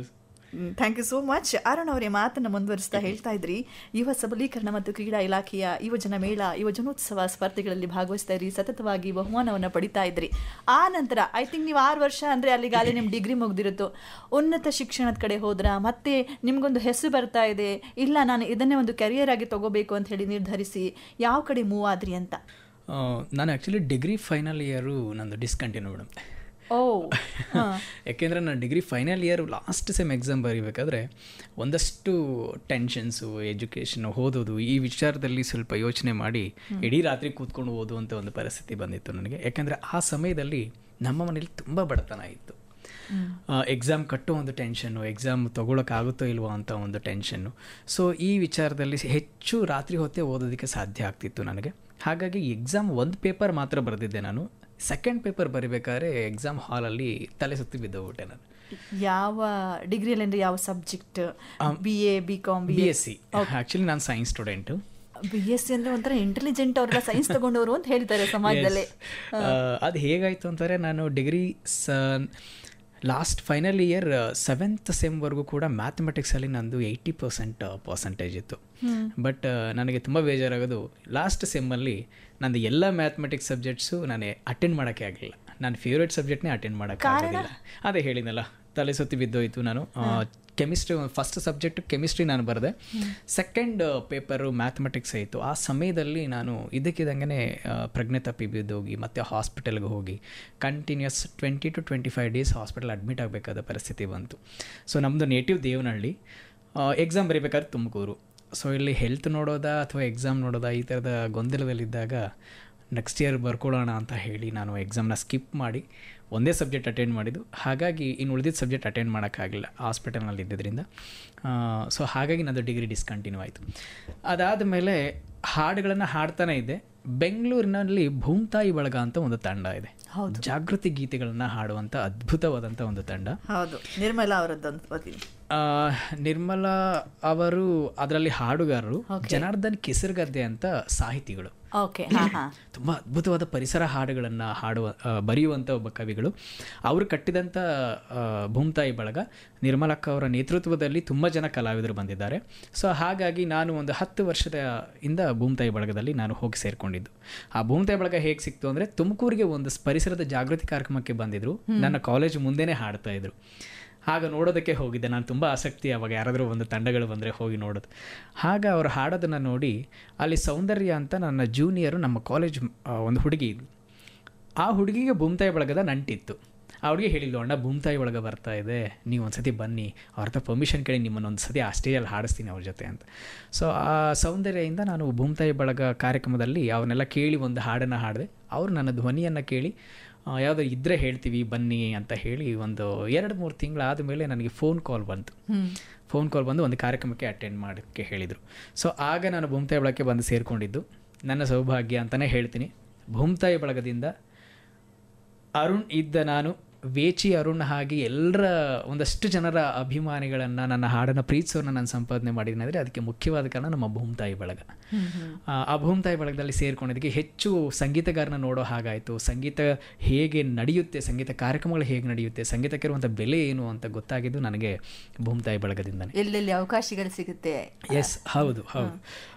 ಹಾಗೆ ನೋಡಿದ್ರೆ ಭೂಮ್ತಾಯಿ ಬಳಗಕ್ಕೆ ಬಂದ ಮೇಲೆ ನೇರವಾಗಿ ಎಷ್ಟೋ ಜನ ರಾಜಕಾರಣಿಗಳನ್ನು, ಸಿನಿಮಾ ಆ್ಯಕ್ಟರ್ಸನ್ನು ಪಕ್ಕದಲ್ಲೇ ನೋಡುವಂಥ ಒಂದು ದೊಡ್ಡ ದೊಡ್ಡ ವೇದಿಕೆಗಳು ಸಿಕ್ತು ನನಗೆ. ನಾನು ಟಿ ವಿಯಲ್ಲಿ ನೋಡ್ತಿದ್ದವರನ್ನು, ನನ್ನ ಫೇವ್ರೆಟ್ ಆ್ಯಕ್ಟರ್ಸನ್ನು, ಫೇವ್ರೆಟ್ ಸಿಂಗರ್ಸನ್ನ ಎಲ್ಲರನ್ನೂ ಕೂಡ ಹತ್ತಿರದಿಂದ ಪಕ್ಕದಲ್ಲೇ ಕೂತ್ಕೊಳ್ಳುವಂಥ ಒಂದು ಸೌಭಾಗ್ಯ ಸಿಕ್ಕಿದ್ದು ನನಗೆ ಭೂಮ್ತಾಯಿ ಬಳಗ ಸೇರ್ಕೊಂಡ ಮೇಲೇ. ಅಷ್ಟು ಅದ್ಭುತವಾದ ಶ್ರಮ ವಹಿಸಿ ತುಂಬ ಕಷ್ಟಪಟ್ಟು ಬೆಳೆದಂಥ ಒಂದು ತಂಡ ಅದು. ಈಗಲೂ ಕೂಡ ರನ್ ಆಗ್ತಾ ಇದೆ. ಸೊ ಹಾಗಾಗಿ ಆ ಭೂಮ್ತಾಯಿ ಬಳಗ ಜೊತೆ ಸೇರ್ಕೊಂಡ ಮೇಲೆ ನನಗೆ ಹೆಚ್ಚು ಅವಕಾಶಗಳು ಮತ್ತು ನನ್ನ ಗುರುತಿಸ್ಕೊಳ್ಳೋದಕ್ಕೆ ಸಾಧ್ಯ ಆಗಿದ್ದು. ನಿಮ್ಮ ಎಜುಕೇಷನ್, ಶಿಕ್ಷಣ ಮತ್ತೆ ಮುಂದುವರಿಯೋದಕ್ಕೆ ಸಾಧ್ಯ ಆಗಲಿಲ್ಲ. ಯಾಕಂದರೆ ಅದು ಆ ಗ್ಯಾಪ್ ಆದ ನಂತರ ಹೆಚ್ಚು ಅವಕಾಶಗಳು ನನಗೆ ಭೂಮ್ತಾಯಿ ಬಳಗದಲ್ಲಿ ಸಿಗೋಕ್ಕೆ ಶುರುವಾಯಿತು. ಮತ್ತು ಸಂಗೀತದಲ್ಲಿ ಹೆಚ್ಚು ತೊಡಗಿಸ್ಕೊಳ್ಳೋದಕ್ಕೆ ಸಾಧ್ಯ ಆಯಿತು. ಅವಕಾಶಗಳು ಜಾಸ್ತಿ ಆಗ್ತಾ ಬಂತು. ನೋಡೋಣ ಮುಂದೆ ಬರ್ಕೊಂಡ್ರೆ ಆಯಿತು, ನೆಕ್ಸ್ಟ್ ಅಟೆಂಡ್ ಮಾಡಿದ್ರೆ ಆಯಿತು ಅಂತ ಅಂದ್ಕೊಂಡು ಹೆಚ್ಚು ಅವಕಾಶಗಳಲ್ಲಿ ಇದ್ದಿದ್ದರಿಂದ ಆ ಕಡೆ ಹೋಗೋಕ್ಕಾಗದೆ ಬರೀ ಇಲ್ಲೇ ಉಳ್ಕೊಂಡಿದ್ದು. ಒಂದು ಥರದಲ್ಲಿ ಎಜುಕೇಷನ್ ಡಿಸ್ಕಂಟಿನ್ಯೂ ಆಯಿತು ಅನ್ನೋದಕ್ಕಿಂತ ಮುಖ್ಯವಾಗಿ ನನಗೆ ತುಂಬ ತೃಪ್ತಿ ಇರೋದು, ಇಲ್ಲಿಗೆ ಬಂದ ಮೇಲೆ ಸಾಹಿತ್ಯದ ಬಗ್ಗೆ ಒಲವು ಬಂತು, ಸಂಗೀತದ ಬಗ್ಗೆ ಒಲವು ಬಂತು. ನನ್ನ ಕೈಯಲ್ಲಿ ಸಾಧ್ಯನೇ ಆಗೋದಿಲ್ಲ ಅನ್ನುವಂಥ ಎಷ್ಟೋ ವಿಚಾರಗಳು, ಹಾಡುಗಳನ್ನು ನಾನು ಬರೆಯೋದಕ್ಕೆ ಸಾಧ್ಯ ಆಗಿದ್ದು, ಎಷ್ಟೋ ಹಾಡುಗಳನ್ನ ಕಂಪೋಸ್ ಮಾಡೋಕ್ಕೆ ಸಾಧ್ಯ ಆಗಿದ್ದು. ನನಗೆ ತುಂಬ ಇಷ್ಟವಾದಂಥ ಕ್ಷೇತ್ರ ಸಂಗೀತ ಕ್ಷೇತ್ರ. ಕೊನೆಯವರೆಗೂ ಇದರಲ್ಲೇ ಇರಬೇಕು ಅಂತ ಅಂದ್ಕೊಂಡು ನನ್ನ ಕನಸುಗಳನ್ನು ಕಟ್ಕೊಂಡಿದ್ದವನು ಅದಕ್ಕೆ ಒಂದು ಬೇಸ್ಮೆಂಟ್ ಅಂತ ಹಾಕ್ಕೊಟ್ಟಿದ್ದು ನನಗೆ ಭೂಮ್ತಾಯಿ ಬಳಗ. ಹಾಗಾಗಿ ಹೆಚ್ಚು ಇಲ್ಲೇ ಉಳ್ಕೊಳ್ಳೋದಕ್ಕೆ ಸಾಧ್ಯ ಆಯಿತು. ನೀವು ಎಷ್ಟು ಪ್ರತಿಭಾನ್ವಿತರು ಮತ್ತು ಬುದ್ಧಿವಂತರು ಅನ್ನೋದಕ್ಕೆ ನೀವು ಸೈನ್ಸ್ ತಗೊಂಡಿದ್ರಿ ಅಂತ ಗೊತ್ತಾಗುತ್ತೆ. ಒಂದು ಕ್ಷಣ ಎಲ್ಲರೂ ಹೇಳ್ತಾರೆ ಸಾಮಾನ್ಯವಾಗಿ ಒಂದು ಡಿಗ್ರಿನಾರು ಇರಬೇಕು ಜನರಿಗೆ ಅಥವಾ ಮನುಷ್ಯನಿಗೆ, ಒಂದು ಡಿಗ್ರಿ ಇದ್ರೆ ಸಾಕು ಅನ್ನೋ ಥರ. ಸೊ ನಿಮ್ಮ ಮನೆಯಲ್ಲಿ ಆ ಥರದ್ದು ಏನಾದರೂ ಫೋರ್ಸ್ ಇಲ್ಲ, ಒಂದು ಕಂಪ್ಲೀಟ್ ಮಾಡ್ಕೋ ಅಂತ ಏನಾದರೂ ಹೇಳಲಿಲ್ವಾ? ಅಥವಾ ನಿಮ್ಮ ಈ ರೀತಿಯಾದಂತಹ ಬೆಳವಣಿಗೆ ಸಂಗೀತ ಕ್ಷೇತ್ರ ಕಡೆ ಹೋಗ್ತಿದ್ದಾಗ ಹೆಚ್ಚು ಒಲವು ತೋರ್ತಿದ್ದಾಗ ಏನು ಪ್ರತಿಕ್ರಿಯೆ ಇತ್ತು ಅವ್ರ ಕಡೆ? ಇಲ್ಲ, ಖಂಡಿತ ಈ ವಿಚಾರದಲ್ಲಿ ನಮ್ಮ ತಂದೆ ತಾಯಿಯನ್ನು ನಾನು ಸೌಭಾಗ್ಯ ಅನ್ಕೋತೀನಿ ಅಂತ ಅಪ್ಪ ಅಮ್ಮ ಸಿಕ್ಕಿದ್ದು. ಎಲ್ಲೂ ಕೂಡ ನನಗೆ ಎಲ್ಲೂ ಡಿಗ್ರೇಡ್ ಮಾಡ್ದಂಥವ್ರಲ್ಲ. ನೀನು ಯಾಕೆ ಬರೀ ಇದರಲ್ಲೇ ಇದೆಯಾ, ಯಾಕೆ ನೀನು ಹೀಗೆ ಮಾಡಲಿಲ್ಲ, ಕಂಪ್ಲೀಟ್ ಮಾಡ್ಕೊಂಬಿಡು ಡಿಗ್ರಿ, ಇಲ್ಲ ಅಂತಂದರೆ ಕಷ್ಟ ಆಗುತ್ತೆ ಅಂತ ಹೇಳಲಿಲ್ಲ. ಅಪ್ಪ ಅಮ್ಮ ಎಸ್ಪೆಷಲಿ ನಾನು ಹೇಳಬೇಕು ಅಂದರೆ ನಮ್ಮ ತಾಯಿ, ನಾನು ಏನೇ ಮಾಡಿದ್ರು ನೀನು ಮಾಡು ಅಂತ ಹೇಳಿ ನನಗೆ ಬೆನ್ನು ತಟ್ಟದಂಥವ್ರು ನಮ್ಮ ತಾಯಿ ನಾಗರತ್ನಮ್ಮ ಅಂತ. ಹಾಗೆ ನಮ್ಮ ಅಪ್ಪಾಜಿಗೂ ಕೂಡ ಅವ್ರಿಗೂ ಪ್ರೀತಿ ಇರುತ್ತೆ, ಆದರೆ ಎಲ್ಲೋ ಒಂದು ಕಡೆ ಸ್ವಲ್ಪ ಬಿಟ್ಟು ಕೊಟ್ರೆ, ಈಗ ಎಲ್ಲ ತಂದೆಗೆ ಎಸ್ಪೆಷಲಿ ಅದಿದ್ದೇ ಇರುತ್ತೆ. ನಾವು ಸ್ವಲ್ಪ ಹೆಚ್ಚು ಪ್ರೀತಿ ಅವ್ರಿಗೆ ತೋರಿಸ್ಬಿಟ್ರೆ ಮತ್ತೆಲ್ಲೇ ದಾರಿ ತಪ್ತಾರೋ ಒಂದು ಭಯದಿಂದ, ಯಾಕೆ ಬರೀ ಹಾಡ್ಕೊಂಡು ಇರ್ತೀಯ, ಸುಮ್ಮನೆ ಡಿಗ್ರಿ ಮಾಡ್ಕೊಂಬಿಡು ಅಂತ ಹೇಳ್ತಿದ್ರು ನನಗೆ. ನೀವು ನಂಬೋದಿಲ್ಲ, ನಾನು ಸುಮಾರು ಒಂದು 18 ವರ್ಷದಿಂದ ಸಂಗೀತ ಕ್ಷೇತ್ರದಲ್ಲಿದ್ದೀನಿ. ನಮ್ಮ ತಂದೆ ಕಂಪ್ಲೀಟಾಗಿ ನನ್ನ ಪ್ರೋಗ್ರಾಮನ್ನು ನೋಡಿದ್ದು ಲಾಸ್ಟ್ ಇಯರಲ್ಲಿ ಒಂದು ಪ್ರೋಗ್ರಾಮ್ ನೋಡಿದ್ದಾರೆ. 18 ವರ್ಷದಿಂದ ಹಾಡ್ತಿದ್ರು ಕೂಡ. ಅಂದರೆ ಅವ್ರಿಗೆ ಇಷ್ಟ ಇಲ್ಲ ಅಂತ ಅಲ್ಲ, ಹೆಚ್ಚು ಅವರಿಗೆ ನಾನು ಹಾಡೋದು ಹೊರಗಡೆ ಹೋಗಿ ಪ್ರೋಗ್ರಾಮ್ಗೆ ಹೋಗ್ತಾನೆ ಬರ್ತಾನೆ ಅಂತ ಅಷ್ಟೇ ಯೋಚನೆ ಇತ್ತು. ಬಟ್ ಹೇಗೆ ಜನ ರಿಸೀವ್ ಮಾಡ್ಕೊಂಡಿದ್ದಾರೆ ನನ್ನ ಮಗನನ್ನು ಅಂತ ನೋಡಿರಲಿಲ್ಲ ಅವರು. ತುಂಬ ಜನ ಬಂದು ಹೇಳೋರು, ಯಾರಾದರೂ ಸಿಕ್ಕಿದಾಗ ಊರಲ್ಲಿ ನಿಮ್ಮ ಮಗನ ಫೇಸ್ಬುಕ್ಕಲ್ಲಿ ನೋಡಿದ್ವಿ, ಯೂಟ್ಯೂಬಲ್ಲಿ ನೋಡಿದ್ವಿ, ತುಂಬ ಚೆನ್ನಾಗಿ ಹಾಡ್ತಾರೆ ಅಂತ ಹೇಳೋರು. ಅವರು ಹೌದಾ ಸರಿ ಆಯಿತು ಅಂತ ಸುಮ್ಮನೆ ಆಗಿರೋರು. ಬಟ್ ಈ ನಡುವೆ ಸ್ವಲ್ಪ ಟಿ ವಿಗಳಲ್ಲೆಲ್ಲ ನನ್ನ ಕಾರ್ಯಕ್ರಮ ಬರೋಕ್ಕೆ ಶುರುವಾದಮೇಲೆ ಅವರು ಇವಾಗ ಎಲ್ರಿಗಿಂತ ಹೆಚ್ಚು ಖುಷಿ ಪಡ್ತಾ ಇರುವಂಥ ವ್ಯಕ್ತಿಗಳಲ್ಲಿ ನಮ್ಮ ತಂದೆಯೂ ಕೂಡ ಒಬ್ಬರು. ಹಾಗಾಗಿ ನನಗೆ ಹೆಚ್ಚು ಯಾವುದ್ರಲ್ಲೂ ಕೂಡ ನೀನು ಹೀಗೆ ಇರಬೇಕು, ಇದರಲ್ಲೇ ಹೋಗಬೇಕು ಅಂತ ಹೇಳಿದವರಲ್ಲ. ನಿಮ್ಮ ಕುಟುಂಬದ ಪರಿಚಯ ಮಾಡ್ಕೊಳ್ಳೋದು ಇಂಟ್ರೆಸ್ಟಿಂಗ್ ಆಗಿದೆ. ನಿಮ್ಮ ತಂದೆ ತಾಯಿಯ ಪ್ರೋತ್ಸಾಹ ನೋಡ್ತಾ ಇದ್ದಾರೆ, ಯಾರ್ಯಾರು ಇದ್ದೀರಾ? ನಮ್ಮ ಕುಟುಂಬ ಅಂದರೆ ನಾವು ಊರು ಆನೇಕಲ್ ಹತ್ರ? ಇಲ್ಲ, ಆನೇಕಲ್ ಅಲ್ಲ, ನಮ್ಮದು ವೆಂಕಟಗಿರಿ ಕೋಟೆ ಗ್ರಾಮ, ದೇವನಹಳ್ಳಿ ತಾಲೂಕು, ಬೆಂಗಳೂರು ಗ್ರಾಮಾಂತರ ಜಿಲ್ಲೆ. ಇಲ್ಲ, ಏರ್ಪೋರ್ಟ್ ದೇವನಹಳ್ಳಿ. ನಮ್ಮ ತಾತ ಗಾರೆಮುನಿ ವೆಂಕಟಪ್ಪ ಅಂತ, ನಾನು ಆಗಲೇ ಹೇಳಿದ್ನಲ್ಲ ನಿಮಗೆ, ದೊಡ್ಡ ಯಕ್ಷಗಾನ ಕಲಾವಿದರು ಅವರು. ನಮ್ಮ ದೇವನಹಳ್ಳಿ ಅಂತಂದರೆ ಸ್ವಲ್ಪ ಆಂಧ್ರ ಬಾರ್ಡ್ರ್, ಈ ಚಿಕ್ಕಬಳ್ಳಾಪುರ, ಬಾಗೇಪಲ್ಲಿ ಇವೆಲ್ಲ ಇರೋದನ್ನು ಸ್ವಲ್ಪ ತೆಲುಗು ಹೆಚ್ಚು ಬಳಸೋದ್ರಿಂದ ಆ ಕಡೆ ತೆಲುಗು ಯಕ್ಷಗಾನವನ್ನು ಜಾಸ್ತಿ ಮಾಡ್ತಾರೆ. ನಮ್ಮ ತಾತ ಹಾಕಿಕೊಟ್ಟ ಒಂದು ಬಹುದೊಡ್ಡ ಬುನಾದಿ ನಮಗೆ ಕಲಾ ಜೀವನ. ನಮ್ಮ ತಾತಗೆ ನಮ್ಮ 12 ಜನ ಮಕ್ಕಳು, ಅದರಲ್ಲಿ 5 ಜನ ಗಂಡು ಮಕ್ಕಳು ಮತ್ತು 6 ಜನ ಹೆಣ್ಮಕ್ಳಿದ್ದಾರೆ. ಅದರಲ್ಲಿ ದೊಡ್ಡವರು ಮೊದಲನೇ ಮಗನೇ ನಮ್ಮಪ್ಪ. ಇನ್ನೆಲ್ಲರೂ ಕೂಡ ಹಾಡುಗಳನ್ನು ಹಾಡ್ತಾರೆ. ನಮ್ಮಪ್ಪ ರಂಗಭೂಮಿ ಕಲಾವಿದರು. ಹಾಗಾಗಿ ಅವರು ಹೇಳ್ಕೊಟ್ಟ ರಂಗಗೀತೆಗಳು, ಮತ್ತು ನಮ್ಮ ಚಿಕ್ಕಮಣಿಯಪ್ಪ ಮತ್ತು ನಮ್ಮ ಮುನ್ರಾಜು ಅಂತ ಒಬ್ಬರಿದ್ದಾರೆ, ನಮ್ಮ 3ನೇ ಚಿಕ್ಕಪ್ಪ ಅವರು ಜನಪದ ಲೋಕದಲ್ಲಿ ಜನಪದದಲ್ಲಿ ಡಿಪ್ಲೊಮೋವನ್ನು ಮಾಡಿದಂಥ ಅದ್ಭುತವಾದ ಹಾಡುಗಾರರು. ಅವರು ಮೂಲ ಜನಪದ ಹಾಡುಗಳನ್ನು ಹಾಡ್ತಾ ಇದ್ದವರು. ನನಗೆ ಯುವಜನ ಮೇಳ ಪರಿಚಯ ಮಾಡಿಕೊಟ್ಟಿದ್ದೆ ನಮ್ಮ ಚಿಕ್ಕಪ್ಪ ಮುನ್ರಾಜು ಅವರು. ಅವರೇ ಮೊದಲು ಹೋಗ್ತಾ ಇದ್ದಿದ್ದು ಅಲ್ಲಿಗೆ. ಈಗ ನಮ್ಮ ಮನೆಯಲ್ಲಿ ನಮ್ಮಪ್ಪ, ಅಮ್ಮ, ನಾನು ಮತ್ತು ನನ್ನ ತಮ್ಮ, ನನ್ನ ಶ್ರೀಮತಿ ರೀಸೆಂಟಾಗಿ ನನಗೆ ಮದುವೆ ಆಯಿತು, ಭಾಗ್ಯಲಕ್ಷ್ಮಿ ಅಂತ. ಅವರು ಕೂಡ ಸಂಗೀತ ಕ್ಷೇತ್ರದಲ್ಲೇ ಇದ್ದಂಥವರು, ಬೆಂಗಳೂರಿನವರೇ. ತುಂಬ ಆಸಕ್ತಿ ಇದೆ ಸಂಗೀತದಲ್ಲಿ. ಸೊ ನಮ್ಮ ಶ್ರೀಮತಿ ಮತ್ತು ನನ್ನ ಇನ್ನೊಬ್ಬ ತಮ್ಮ ಇದ್ದಾನೆ, ನಮ್ಮ ಚಿಕ್ಕಪ್ಪನ ಮಗ. ಸೊ ನಾವು ಒಟ್ಟು ಒಂದು 6 ಜನ ಇದ್ದೀವಿ ಮನೆಯಲ್ಲಿ. ಓಕೆ. ನಿಮಗೆ ನಿಮ್ಮಲ್ಲಿ ಒಬ್ಬ ಅದ್ಭುತ ಗಾಯಕನಿದ್ದಾನೆ ಅಂತ ನಿಮಗನ್ಸಿದ್ದು ಯಾವಾಗ, ಯಾವ ವೇದಿಕೆಯಲ್ಲಿ? ಅದ್ಭುತ ಹಾಡುಗಾರ ಅಂತ ನಾನು ಈಗಲೂ ಕೂಡ ನನ್ನಲ್ಲಿ ಆ ಥರದ ಭಾವನೆ ಬರಲಿಲ್ಲ. ಯಾಕೆ ಅಂತಂದರೆ ನೀವು ಹೇಳ್ಬೋದು, ಹಾಗೆ ನಮಗೆ ಕೇಳಿಸ್ತಾ ಇದೆ ನಿಮ್ಮ ಅದ್ಭುತ ಗಾಯನ. ಇಲ್ಲ, ಆದರೆ ಯಾರಾದರೂ ನನಗೆ ಬಂದು ನೀವು ಚೆನ್ನಾಗಿ ಹಾಡಿದ್ರಿ ಅಂದರೆ, ನೀವು ನಂಬ್ತಿರೋ ಬಿಡ್ತಿರೋ, ತುಂಬ ಜನ ಬಂದು ನೀವು ಚೆನ್ನಾಗಿ ಹಾಡಿದ್ರಿ ಅಂದರೆ ಆ ಜಾಗದಿಂದ ಫಸ್ಟು ಹೋಗ್ಬಿಡೋಣ ಅಂತ ಅನಿಸ್ತಿರುತ್ತೆ. ಯಾಕೆ ಅಂದರೆ ಅವ್ರಿಗೆ ಹೇಗೆ ರಿಪ್ಲೈ ಮಾಡೋದು, ಚೆನ್ನಾಗಿ ಹಾಡಿದ್ದೀನಿ ಅಂತ ಹೇಳ್ತಿದ್ದಾರೆ ನಿಜ, ಓಕೆ ಚೆನ್ನಾಗಿ ಹಾಡಿದ್ರಿ ಅಂದರೆ ಥ್ಯಾಂಕ್ಸ್ ಅಂತ ಹೇಳಿ ಸುಮ್ಮನೆ ಆಗ್ಬೋದು. ಬಟ್ ತುಂಬ ಹೊಗಳೋವಂಥ ಜನ ಕೂಡ ನನಗೆ ಸಿಗ್ತಿರ್ತಾರೆ. ಆ ಜಾಗದಲ್ಲಿ ಇರೋದಕ್ಕೆ ಸ್ವಲ್ಪ ಕಷ್ಟ ಆಗಿಬಿಡುತ್ತೆ. ಹೆಚ್ಚು ನನಗೆ ಮಠದಲ್ಲಿ ವಚನಗಳನ್ನು ಹಾಡ್ತಾ ಇದ್ವಿ ನಾವು.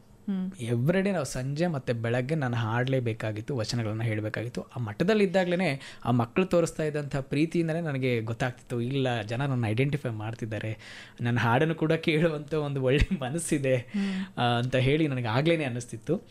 ಅದ್ಭುತವಾದ ಹಾಡುಗಾರ ಅನ್ನೋದಕ್ಕಿಂತ ಸಂಗೀತವನ್ನು ನಾವು ಹೆಚ್ಚು ಸಂಗೀತಕ್ಕೆ ಸಮಯ ಕೊಟ್ಟರೆ ಸಂಗೀತ ನಮಗೂ ಕೂಡ ಸಮಯ ಕೊಡುತ್ತೆ ಅನ್ನೋದಕ್ಕೆ ಒಂದು ಉದಾಹರಣೆ. ಮಠದಲ್ಲಿದ್ದಾಗ 2008ರಲ್ಲಿ ಸಂಸ್ಕೃತ ಕಂಠಪಾಠ ಸ್ಪರ್ಧೆಯಲ್ಲಿ ಸ್ಟೇಟ್ ಲೆವೆಲ್ ಫಸ್ಟ್ ಬಂತು ನಂದು. ನಾವು ಕೂಲಿ ಕಾರ್ಮಿಕರು, ಆ್ಯಕ್ಚುಲಿ ಹೇಳಬೇಕು ಅಂದರೆ ಅಪ್ಪ ಅಮ್ಮ ಎಲ್ಲ ಕೂಲಿ ಮಾಡೋರು. ಓದೋದಕ್ಕೆ ಎಕ್ಸಾಮ್ ಫೀಸ್ ಕಟ್ಟೋಕ್ಕೆ ಕಷ್ಟ ಇದ್ದಂಥ ಟೈಮಲ್ಲಿ, ಕಲೆಯಲ್ಲಿ ರಾಜರು ಅಂಥ ಸಮಯದಲ್ಲಿ ಒಂದು ದೊಡ್ಡ ಖುಷಿ. ನಾವು ಯಾವತ್ತೂ ಕೂಡ ಅದು ಹೇಗಿರುತ್ತೆ ಅಂದರೆ, ಸುಮ್ಮನೆ ಇದ್ದವ್ರಿಗೆ, ಪ್ರಶಾಂತವಾಗಿ ಇದ್ದವ್ರಿಗೆ ಒಂದು ದೊಡ್ಡ ಅಲೆ ಬರುತ್ತೆ. ಅದು ಖುಷಿ ಆದರೂ ಪರವಾಗಿಲ್ಲ, ದುಃಖ ಆದರೂ ಪರವಾಗಿಲ್ಲ, ಅಂಥ ಒಂದು ಅಲೆ ಬಂದಿದ್ದು ನಾನು ಜಪಾನ್ಗೆ ಸೆಲೆಕ್ಟ್ ಆದೆ. ವಿದೇಶಕ್ಕೆ ಹೋಗುವಂಥ ಒಂದು ದೊಡ್ಡ ಅವಕಾಶ ಸಿಕ್ತು ನನಗೆ ಯಾವಾಗ? 2008ರಲ್ಲಿ. ಓಕೆ. ಹಾಂ. ಇಡೀ ನಮ್ಮ ಸಿದ್ಧಗಂಗಾ ಮಠದಲ್ಲಿ ಸುಮಾರು ಒಂದು 10,000 ಮಕ್ಕಳಿರ್ತೀವಿ. 10,000 ಮಕ್ಕಳಲ್ಲಿ ಫಾರಿನ್ಗೆ ಸೆಲೆಕ್ಟ್ ಆಗಿರುವಂಥ ಏಕೈಕ ವಿದ್ಯಾರ್ಥಿ ನಾನು. ನಮ್ಮ ಶಿವಕುಮಾರ ಸ್ವಾಮೀಜಿಗಳು ಇದು ನೋಡಿದ ತಕ್ಷಣ ನನ್ನ ಕರೆಸಿ ಒಂದು ಸ್ಮೈಲ್ ಕೊಟ್ಟರು. ಅವರು ನನ್ನನ್ನು ನೋಡಿ ನನ್ನ ತಲೆ ಮೇಲೆ ಕೈ ಇಟ್ಟು ಒಂದು ಆಶೀರ್ವಾದ ಮಾಡಿದ್ರು. ಅವಕಾಶ ಸಿಕ್ಬಿಡ್ತು ನನಗೆ ಜಪಾನ್ಗೆ ಹೋಗುವಂಥ ಒಂದು ಅವಕಾಶ. ಇದನ್ನು ನಮ್ಮ ಮನೇಲಿ ಹೇಳಿದ್ರೆ ಖುಷಿ ಪಡೋದ್ರ ಜೊತೆಯಲ್ಲಿ ಸ್ವಲ್ಪ ಅವ್ರು ಭಯನೂ ಪಟ್ಟರು. ಅಷ್ಟು ದೂರ ಕಳಿಸೋದಕ್ಕೆ ಪಾಸ್ಪೋರ್ಟ್ ಮಾಡಿಸ್ಬೇಕು ಮತ್ತು ಫೈನಾನ್ಷಿಯಲ್ ಎಲ್ಲ ನೋಡ್ಕೋಬೇಕು, ಅವಕಾಶನೂ ಸಿಕ್ಬಿಡ್ತು, ಮತ್ತು ಅಷ್ಟು ದೂರ ಹೋಗೋದು ಹೇಗೆ. ಹಾಗಾಗಿ ನಮ್ಮ ತಂದೆ ತಾಯಿ ಇಬ್ಬರು ಕೂಡ ಸ್ವಲ್ಪ ಭಯನೂ ಪಟ್ಟಿದ್ರು ಆ ಸಮಯದಲ್ಲಿ. ಯಾಕಂದರೆ 2008 ಅಂತಂದರೆ ಪಾಸ್ಪೋರ್ಟ್ ಮಾಡೋದು ತುಂಬ ಕಷ್ಟ ಇತ್ತು ಆ ಸಮಯದಲ್ಲಿ. ಸೊ ಹಾಗಾಗಿ ಆ ಅವಕಾಶ ಸಿಕ್ಕಿದಾಗ ಅನ್ನಿಸ್ತಿತ್ತು, ಇಲ್ಲ ಏನಾದರೂ ಒಂದು ಮಾಡಬಹುದು, ಇದರಲ್ಲಿ ಏನೋ ಒಂದು ಜೀವನ ಇದೆ ನನಗೆ ಅಂತ ನಾನು ಕಂಡುಕೊಂಡು ಅಲ್ಲಿಂದ ಹೆಚ್ಚು ಆಸಕ್ತಿಯನ್ನು ತೋರಿಸೋದಕ್ಕೆ ಮತ್ತು ಯಾವುದೇ ಕಾರ್ಯಕ್ರಮ ಆದರೂ ಕೂಡ ಹೋಗಿ ಅಟೆಂಡ್ ಮಾಡ್ತಾಯಿದ್ದೆ. ಸಣ್ಣ ಸಣ್ಣ ಕಾಂಪಿಟೇಷನ್ಸ್ ನಡೆದರೂ ಕೂಡ ಅದನ್ನು ಹೋಗಿ ಅಟೆಂಡ್ ಮಾಡ್ತಿದ್ದೆ ನಾನು. ಸೊ ಹಾಗಾಗಿ ಅಲ್ಲಿಂದ ನನ್ನ ಮ್ಯೂಸಿಕ್ ಜರ್ನಿ ಸ್ವಲ್ಪ ಇಂಟ್ರೆಸ್ಟಿಂಗ್ ಆಗಿ ನಾನು ತಗೊಳ್ಳೋದಕ್ಕೆ ಶುರು ಮಾಡಿದೆ. ಜಪಾನ್ಗೆ ಹೋಗಿ ಬಂದೆ. ಯೂತ್ ಎಕ್ಸ್ಚೇಂಜ್ ಪ್ರೋಗ್ರಾಮ್ ಅಂತ ಅದು. ಅದು ಒಂದು ನಾನು ಎಷ್ಟೇ ಈಗ ಸುಮಾರು ಒಂದು 4-5 ದೇಶಗಳಲ್ಲಿ ನಮ್ಮ ಕಾರ್ಯಕ್ರಮ ಕೊಟ್ಟಿದ್ದೀವಿ ನಮ್ಮ ತಂಡದ್ದು. ಆದರೆ ಈಗಲೂ ನನಗೆ ಜಪಾನ್ನ ಒಂದಷ್ಟು ಸರ್ಟಿಫಿಕೇಟ್ಸು ಮತ್ತು ಫೋಟೋಸ್ ನೋಡಿದ್ರೆ ಆಗ ಪಟ್ಟಂಥ ಶ್ರಮ, ನಮ್ಮ ತಂದೆ ತಾಯಿ ಪಟ್ಟಂಥ ಶ್ರಮ ನನಗೆ ಈಗಲೂ ನೆನಪಾಗುತ್ತೆ. ಹಾಗಾಗಿ ನನ್ನ ಅಪ್ಪ ಅಮ್ಮನಿಗೆ ಯಾವಾಗಲೂ ನಾನು ಋಣಿಯಾಗಿರ್ತೇನೆ, ಅಂಥ ಸಮಯದಲ್ಲಿ ಕೂಡ ಕಳಿಸ್ಕೊಟ್ರಲ್ವ ನನ್ನನ್ನು ಅಂತ. ಓಕೆ. ಸೊ ಅವರ ಆಶೀರ್ವಾದದ ಜೊತೆಗೆ ಈ ಕಲಾ ದೇವತೆಯ ಆಶೀರ್ವಾದ ಕೂಡ ನಿಮ್ಮ ಕಡೆ ಇತ್ತು ಅಂತ ನಾವು ಮಾತನ್ನು ಮುಂದುವರಿಸೋಣ. ಕೇಳ್ತಾ ಇರಿ, ಇದು Akashvani Bengaluru 101.3 FM youth hour. ಇದು ಆಕಾಶವಾಣಿ ಬೆಂಗಳೂರು 101.3 FM ಯೂತ್ ಅವರ್ನಲ್ಲಿ ನಮ್ಮ ಜೊತೆಯಾಗಿದ್ದಾರೆ ಯುವ ಪ್ರತಿಭೆ ಗಾಯಕರಾದಂಥ ವೇಚಿ ಅರಣ್ ಅವರು. ಮಾತುಕತೆಯನ್ನು ಮುಂದುವರಿಸ್ತಾ ಮಾತಾಡ್ತಾ ಇದ್ವಿ. ಈಗ ಹಾಡು ಕೇಳೋಣ ಅಂತ ಅನ್ನಿಸ್ತಾ ಇದೆ. ವೇಚಿ ಅರಣ್ ಅವರೇ, ಯಾವ ಹಾಡನ್ನು ನನಗೂ ಮತ್ತು ನಮ್ಮ ಕೇಳುಗರಿಗೆ ಕೇಳಿಸ್ತೀರಾ? ಈಗ ಹಾಡುವಂಥ ಹಾಡು ಫೇವ್ರೆಟ್ ಹಾಡು ಎಲ್ರಿಗೂ ಕೂಡ, ಒಂದು ಮೂಲ ಜಾನಪದ ಗೀತೆ, ಸೋಜುಗಾದ ಸೂಜಿ ಮಲ್ಲಿಗೆ. ಎಲ್ಲರೂ ಅನ್ಕೋಬೋದು ಏನಿದ್ರಲ್ಲಿ ಏನು ಸ್ಪೆಷಾಲಿಟಿ ಇದೆ ಅಂತ. ಈ ಹಾಡು ಇತ್ತೀಚೆಗೆ DD ನ್ಯಾಷನಲಲ್ಲಿ ನಮ್ಮ ಭಾರತ ಕಂಡಂಥ ಅದ್ಭುತವಾದ ಗಾಯಕರು ಕೈಲಾಶ್ ಖೇರ್ ಸರ್ ಅವರು ಜನಪದಕ್ಕೋಸ್ಕರ ಅಂತಲೇ ಎಲ್ಲ ಸಿನಿಮಾ ಹಾಡುಗಳಿಗೂ ಕೂಡ ರಿಯಾಲಿಟಿ ಶೋ ಇದೆ, ಆದರೆ ಜನಪದಕ್ಕೆ ಯಾರೂ ಇದುವರೆಗೂ ರಿಯಾಲಿಟಿ ಶೋ ಮಾಡಿಲ್ಲ. ಹೌದು. ಅದನ್ನು ನ್ಯಾಷನಲ್ ಲೆವೆಲಲ್ಲಿ ಮಾಡಿದಂಥ ಕೀರ್ತಿ ನಮ್ಮ ಕೈಲಾಶ್ ಖೇರ್ ಸರ್ ಅವ್ರಿಗೆ ಹೋಗುತ್ತೆ. ಅವರು ಒಂದು ಭಾರತ್ ಕಾ ಅಮೃತ್ ಕಳಶ ಅಂತ ಒಂದು ರಿಯಾಲಿಟಿ ಶೋ ಮಾಡ್ತಾರೆ. ಎಲ್ಲ ಸ್ಟೇಟಲ್ಲೂ ಆಡಿಷನ್ಸನ್ನು ಮಾಡಿ ಒಬ್ಬರನ್ನ ತಗೊಳ್ತಾರೆ. ಎಲ್ಲ ಸ್ಟೇಟಿಂದ ಒಬ್ಬರೇ.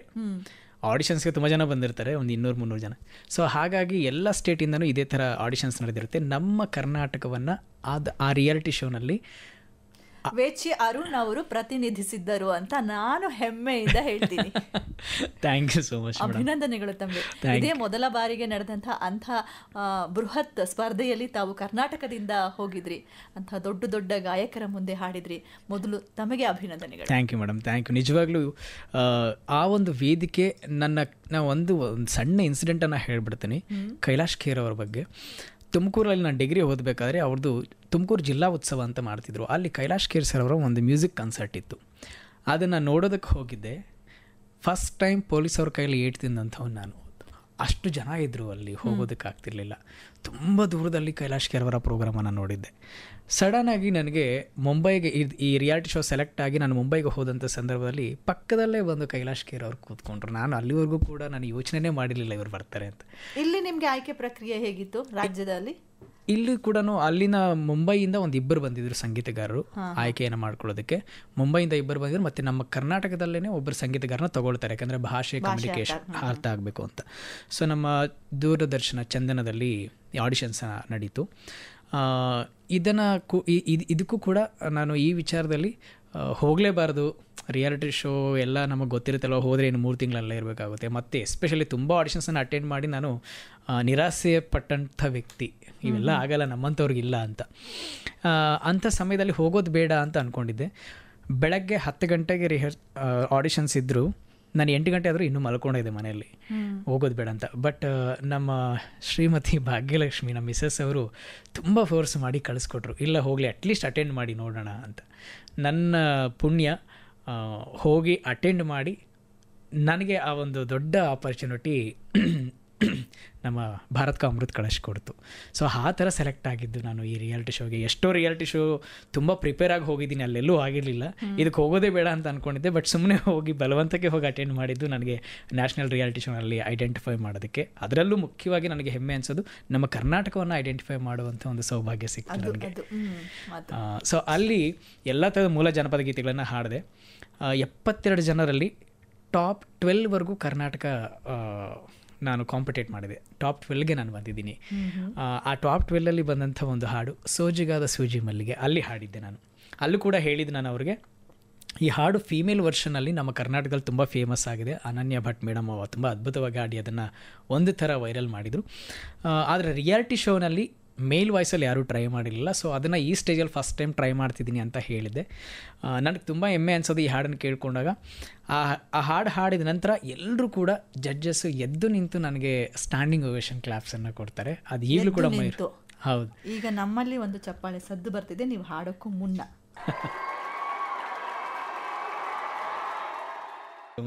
ಇದೇ ಥರ ಚಪ್ಪಾಳೆಯ ಸದ್ದು ಜೈಕಾರ ಇತ್ತು ಆ ಹಾಡಿಗೆ. ಇದೀಗ ಆ ಹಾಡನ್ನ ನಮ್ಮ ವೇಚಿ ಅರುಣ್ ಅವರು ಹಾಡ್ತಾರೆ. ಮಾದೇವ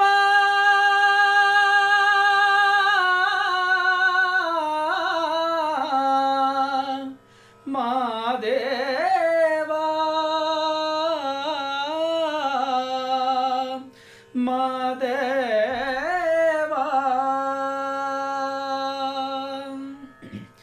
ಮಾದೇವ ಮಾದೇವ ಮಾದೇವ ಮಹಾದೇವ ಮಾದೇವ ಮಾದೇವ ಮಾದೇವ ಮಹಾದೇವ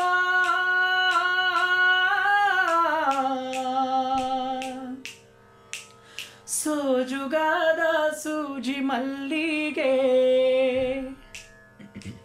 ಸೋಜುಗಾದ ಸೂಜಿ ಮಲ್ಲಿಗೆ ಮಾದೇವ ನಿಮ್ಮ ಮಂಡೆ ಮ್ಯಾಲೆ ದುಂಡು ಮಲ್ಲಿಗೆ ಸೋಜುಗಾದ ಸೂಜಿ ಮಲ್ಲಿಗೆ ಮಾದೇವ ನಿಮ್ಮ ಮಂಡೆ ಮ್ಯಾಲೆ ದುಂಡು ಮಲ್ಲಿಗೆ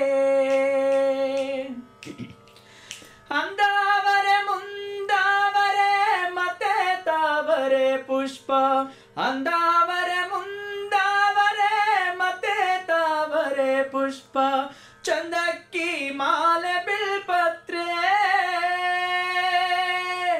ಚಂದಕ್ಕಿ ಮಾಲೆ ಬಿಲ್ಪತ್ರೆ ತುಳಸಿ ದಳವ ಮಾದಪ್ಪನ ಪೂಜೆಗೆ ಬಂದೋ ಮಾದೇವ ನಿಮ್ಮ ಸೋಜುಗಾದ ಸೂಜಿ ಮಲ್ಲಿಗೆ ಮಾದೇವ ನಿಮ್ಮ ಮಂಡೆ ಮ್ಯಾಲೆ ದುಂಡು ಮಲ್ಲಿಗೆ ಮಾದೇವ ನಿಮ್ಮ ಮಂಡೆ ಮ್ಯಾಲೆ ದುಂಡು ಮಲ್ಲಿಗೆ ಮಾದೇವ ನಿಮ್ಮ ಮಂಡೆ ಮ್ಯಾಲೆ ದುಂಡು ಮಲ್ಲಿಗೆ.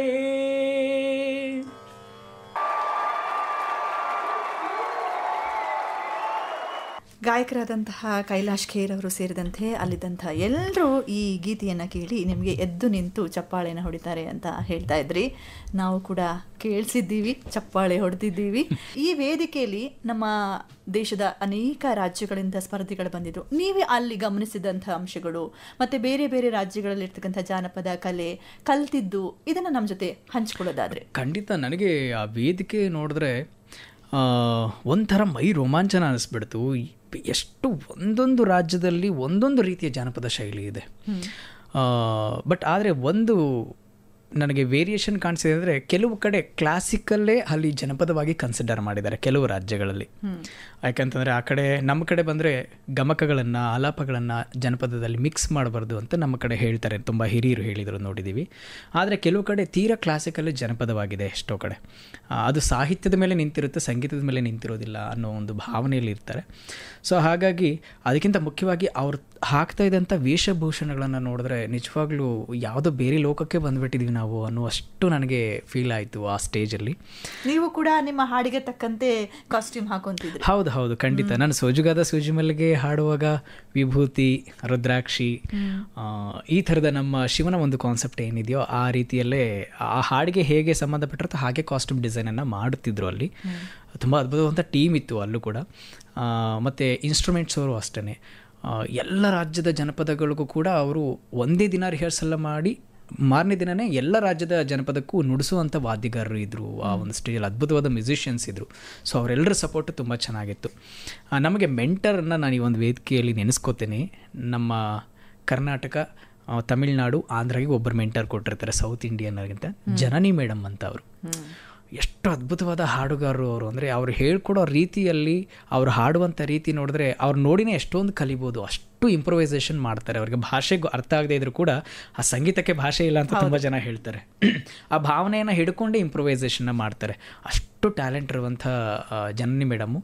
ಸೋಜಿಗದ ಸೂಜಿ ಮಲ್ಲಿಗೆಯಲ್ಲಿ ಎಷ್ಟೊಂದು ಇಂಪ್ರೊವೈಸೇಷನ್ಸ್ ನಾನು ಆ ಸ್ಟೇಜಲ್ಲಿ ಮಾಡಿದ್ದೀನಿ, ಅದು ಇಲ್ಲಿ ಹಾಡೋಕ್ಕಾಗಲಿಲ್ಲ. ಆ ಅಷ್ಟು ಇಂಪ್ರೊವೈಸೇಷನ್ನ ಮಾಡಿದವರು ಜನನಿ ಮೇಡಮ್ ಅಂತ.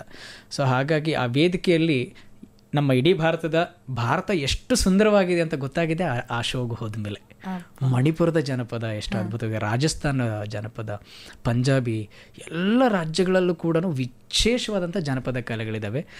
ಅಷ್ಟು ಜನಪದ ಕಲೆಗಳಲ್ಲಿ ನಮ್ಮ ಕರ್ನಾಟಕದ ಜನಪದ ಕಲೆಯನ್ನು ಕೂಡ ಪ್ರದರ್ಶನ ಮಾಡುವಂಥ ಒಂದು ದೊಡ್ಡ ಅವಕಾಶ ನನಗೆ ಸಿಕ್ಕಿದ್ದು. ನಿಜವಾಗ್ಲೂ ನಾನು ತುಂಬ ಪುಣ್ಯ ಮಾಡಿದ್ದೀನಿ ಅಂತ ಅನ್ನಿಸ್ಬಿಡ್ತು. ಅದರಲ್ಲೂ ಮುಖ್ಯವಾಗಿ ಟಾಪ್ 12ವರೆಗೂ ಹೋಗಿದ್ದು ಇಡೀ ದೇಶದಲ್ಲಿ. ಟೋಟಲ್ ಫಸ್ಟ್ ರೌಂಡಲ್ಲಿ ಇದ್ದಾಗ ಎಷ್ಟು ಮಂದಿ? 72 ಜನ ಇದ್ದಿದೆ. 72ರಿಂದ ಟಾಪ್ 12ಗೆ ಕರ್ನಾಟಕ ಅಲ್ಲಿವರೆಗೂ ಕೂಡ ನಾನು ಕಾಂಪೀಟ್ ಮಾಡಿದೆ. ಅಲ್ಲೂ ಕೂಡ ಆ್ಯಕ್ಚುಲಿ ಹೇಳಬೇಕು ಅಂತಂದರೆ ಅಲ್ಲಿ ಆ ಟೀಮ್ ಅವ್ರು ಹೇಳಿದರು ಟಾಪ್ 12ಗೆ ನಾನೇ ಕ್ವಿಟ್ ಮಾಡಿ ಬಂದಂಥ ಒಂದು ಸಂದರ್ಭ ಆಯಿತು. ಕಾರಣ ಏನು ಅಂತಂದರೆ ನಾನು ರೀಸೆಂಟ್ಲಿ ಮ್ಯಾರಿಡ್ ಆಗಿದ್ದೆ. ಆಮೇಲೆ ಮನೆ ಕಮಿಟ್ಮೆಂಟ್ಸು ಇವೆಲ್ಲ ನಾನು ಹೋಗಿ 3 ತಿಂಗಳಲ್ಲಿ ಇರೋದು ತುಂಬ ಕಷ್ಟ ಆಗ್ತಿತ್ತು ನನಗೂ ಕೂಡ. ಎಲ್ಲ ಕೂಡ ಮ್ಯಾನೇಜ್ ಮಾಡೋಕ್ಕಾಗ್ತಿರ್ಲಿಲ್ಲ. ಸೊ ಆ ಕಾರಣಕ್ಕೆ 1-2 ಸತಿ ಕೇಳೂ ಇದ್ದೆ ಅವ್ರಿಗೆ, ನನ್ನ ಸಾಧ್ಯ ಆದರೆ ಕಳಿಸ್ಕೊಡಿ, ಈ ಥರ ತುಂಬ ತೊಂದರೆ ಆಗಿದೆ. ಆ ಸಮಯದಲ್ಲಿನೇ ದುಬೈಗೆ ನನ್ನ ಪ್ರೋಗ್ರಾಮ್ ಒಂದು ಕನ್ಫರ್ಮ್ ಆಗಿತ್ತು ನನಗೆ. ಅಲ್ಲೂ ಕೂಡ ಅಟೆಂಡ್ ಮಾಡೋಕ್ಕೆ ತುಂಬ ಕಷ್ಟ ಆಗ್ತಾಯಿತ್ತು. ಕೆಲವೊಂದು ಇಂಪಾರ್ಟೆಂಟ್ ಪ್ರೋಗ್ರಾಮ್ಸ್ ಇದ್ದಿದ್ದರಿಂದ, ಕೆಲವೊಂದು ಮುಖ್ಯವಾದ ಕೆಲಸಗಳು ಮನೆ ಕಡೆನೂ ಇದ್ದಿದ್ದರಿಂದ ಸ್ವಲ್ಪ ಫೈನಾನ್ಷಿಯಲಿ ಇವೆಲ್ಲವನ್ನು ಕೂಡ ಮ್ಯಾನೇಜ್ ಮಾಡೋಕ್ಕೆ ತುಂಬ ಕಷ್ಟ ಆಗ್ತಿತ್ತು. ಆ ಕಾರಣಕ್ಕೆ 1-2-3 ಸತಿ ಕೇಳಿದೆ ಅವ್ರಿಗೆ.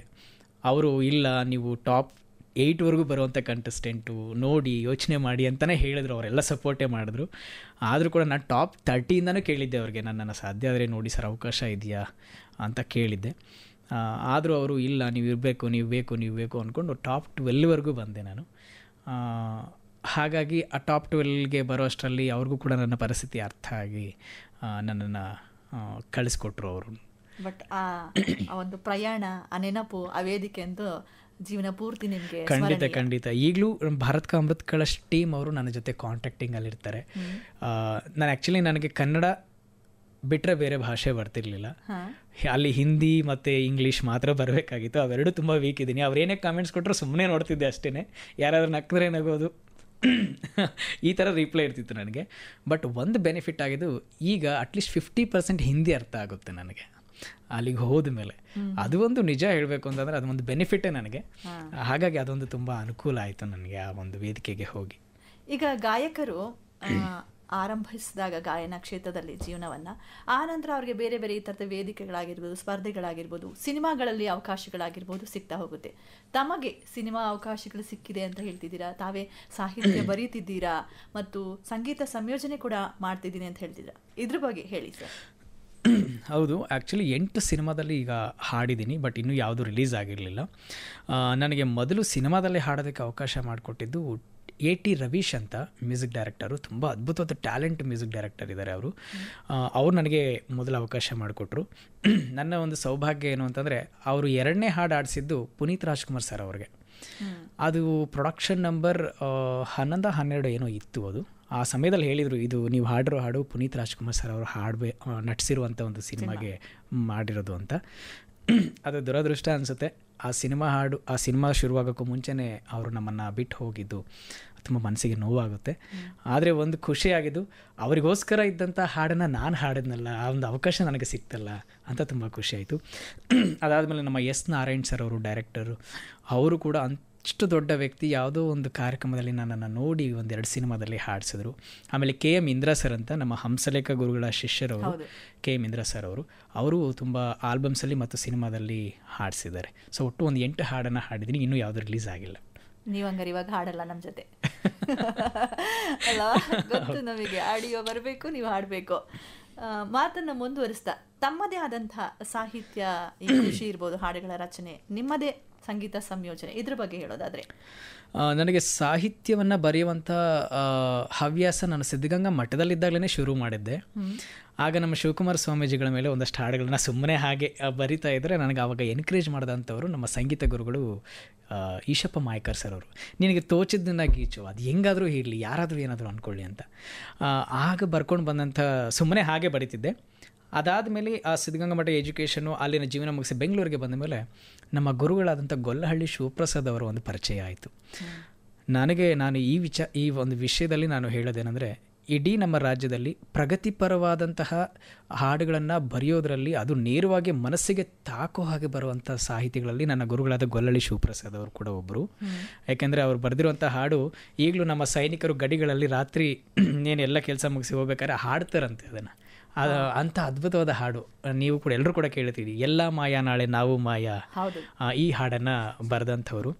ನಮ್ಮ ಮಾತಾಡ್ ಮಲ್ಲಿಗೆ ಸಿನಿಮಾದಲ್ಲೂ ಕೂಡ CH ಸರ್ ಅವರು ಹಾಡಿದ್ದಾರೆ ಹಾಡು, ಆ ಗೀತೆಯನ್ನು ಬರೆದಂಥವ್ರು.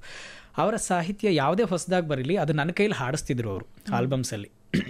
ಆ ಸಾಹಿತ್ಯವನ್ನು ಹಾಡ್ತಾ ಇದ್ರೆ ನನಗೆ ಒಂದು ಅನ್ನಿಸ್ತಿತ್ತು, ಈ ಥರ ಕೂಡ ಹಾಡು ಬರೀಬಹುದಾ, ಇಷ್ಟು ಸಾಹಿತ್ಯ ಪದಗಳನ್ನು ಬಳಸ್ಬೋದಾ ಅಂತ. ಅವ್ರನ್ನ ಪ್ರೇರೇಪಣೆಯಾಗಿ ತೊಗೊಂಡು ನಾನು ಹಾಡುಗಳನ್ನು ಬರೆಯೋಕ್ಕೆ ಶುರು ಮಾಡಿದೆ. ಇನ್ನೊಬ್ಬರು ನನಗೆ ತುಂಬ ಪ್ರಭಾವವನ್ನು ಬೀರಿದವರು ಸಾಹಿತ್ಯದಲ್ಲಿ ನಮ್ಮ ಜನಾರ್ದನ್ ಕೆಸರಗದ್ದೆಯವರು. ಹೇಳಿದೆ ನಮ್ಮ ಆಗಲೇ ನಿಮಗೆ, ನಮ್ಮ ಭೂಮಿತಾಯಿ ಬಳಗದ ಸಂಸ್ಥಾಪಕರು, ತುಂಬ ಅದ್ಭುತವಾದಂಥ ಸಾಹಿತಿಗಳು. ಸೊ ಇವರು ತುಂಬ ನನಗೆ ಒಂದು ರೀತಿಯಲ್ಲಿ ಸಾಹಿತ್ಯ ಕ್ಷೇತ್ರದಲ್ಲಿ ಮೋಟಿವೇಶನ್ ನನಗೆ ಸ್ಫೂರ್ತಿಯಾಗಿ ನಿಲ್ತಾರೆ ನನಗೆ. ಗೊಲ್ಲಹಳ್ಳಿ ಶಿವಪ್ರಸಾದ್ ಅವರು ಜಾಗೃತ ಗೀತೆಗಳನ್ನು ಹೆಚ್ಚಾಗಿ ಬರೀತಾ ಇದ್ರು. ನೀವು ಈಗ ನಿಮ್ಮ ದನಿಯಲ್ಲಿ ನಮಗೆ ಕೇಳಿಸೋದಾದ್ರೆ ಯಾವ ಗೀತೆಯನ್ನು ಕೇಳಿಸ್ತೀರಾ? ಅವರು ಬಯಲು ಸೀಮೆ ಕಡೆಯಲ್ಲಿ ಹೆಚ್ಚು ಕುಡಿಯೋ ನೀರಿಗೆ ಸಮಸ್ಯೆ ಇತ್ತು ಒಂದು ಸಂದರ್ಭದಲ್ಲಿ. ಆಗ ನೀರಾವರಿ ಹೋರಾಟ ನಡೀತಿತ್ತು. ಆಗ ಬರೆದಂಥ ಹಾಡು, ಬಾಯಿ ಸತ್ತ ಬಯಲು ಸೀಮೆ ಬಂಧಿಯಾಗಿದೆ, ನಿಂತ ನೆಲದಲ್ಲಿ ನ್ಯಾಯ ಎಲ್ಲಿ ಹೋಗಿದೆ, ಹೇಳುವೀರಾ ನೀವು ಕೇಳುವೀರಾ, ನೀರಿಗಾಗಿ ನಿಮಿಷ ಮಾತನಾಡುವೀರಾ ಅಂತ. ತುಂಬ ಅದ್ಭುತವಾಗಿ ಬರೆದಿದ್ರು. ಆ ಹಾಡನ್ನು ಸ್ಟೇಜಲ್ಲಿ ನಾನು ಹಾಡಿದ್ದೆ. ರೆಕಾರ್ಡಿಂಗಲ್ಲಿ ಸಿದ್ದರಾಮ್ ಕೇಸಾಪುರ ಅಂತ ತುಂಬ ಅದ್ಭುತವಾದ ನನ್ನ ಫೇವ್ರೆಟ್ ಸಿಂಗರ್ ಅವರು ಕರ್ನಾಟಕದಲ್ಲಿ, ಅವರು ಹಾಡಿದಂಥ ಒಂದು ಪಲ್ಲವಿಯನ್ನು ನಿಮ್ಮ ಮುಂದೆ ಪ್ರಸ್ತುತಪಡಿಸ್ತೀನಿ. ಹಾಡಿ. ಇದೀಗ ವೇಚಿ ಅರುಣ್ ಅವರಿಂದ ಒಂದು ಜಾಗೃತ ಗೀತೆ, ಗೊಲ್ಲಹಳ್ಳಿ ಶಿವಪ್ರಸಾದ್ ಅವರ ರಚನೆ. ಬಾಯಿ ಸತ್ತ ಬಯಲು ಸೀಮೆ ಬಂಧಿಯಾಗಿದೆ, ನಿಂತ ನೆಲದಲ್ಲಿ ನ್ಯಾಯ ಎಲ್ಲಿ ಹೋಗಿದೆ, ಹೇಳುವಿರಾ ನೀವು ಕೇಳುವಿರಾ, ನೀರಿಗಾಗಿ ನಿಮಿಷ ಮಾತನಾಡುವಿರಾ, ಹೇಳುವಿರಾ ನೀವು ಕೇಳುವಿರಾ, ನೀರಿಗಾಗಿ ನಿಮಿಷ ಮಾತನಾಡುವಿರಾ, ಬಾಯಿ ಸತ್ತ ಬಯಲು ಸೀಮೆ ಬಂಧಿಯಾಗಿದೆ, ನಿಂತ ನೆಲದಲ್ಲಿ ನ್ಯಾಯ ಎಲ್ಲಿ ಹೋಗಿದೆ, ಬಾಯಿ ಸತ್ತ ಬಯಲು ಸೀಮೆ ಬಂಧಿಯಾಗಿದೆ, ನಿಂತ ನೆಲದಲ್ಲಿ ನ್ಯಾಯ ಎಲ್ಲಿ ಹೋಗಿದೆ, ಹೇಳುವಿರಾ ನೀವು ಕೇಳುವಿರಾ, ನೀರಿಗಾಗಿ ನಿಮಿಷ ಮಾತನಾಡುವಿರಾ, ಹೇಳುವಿರಾ ನೀವು ಕೇಳುವಿರಾ, ನೀರಿಗಾಗಿ ನಿಮಿಷ ಮಾತನಾಡುವಿರಾ.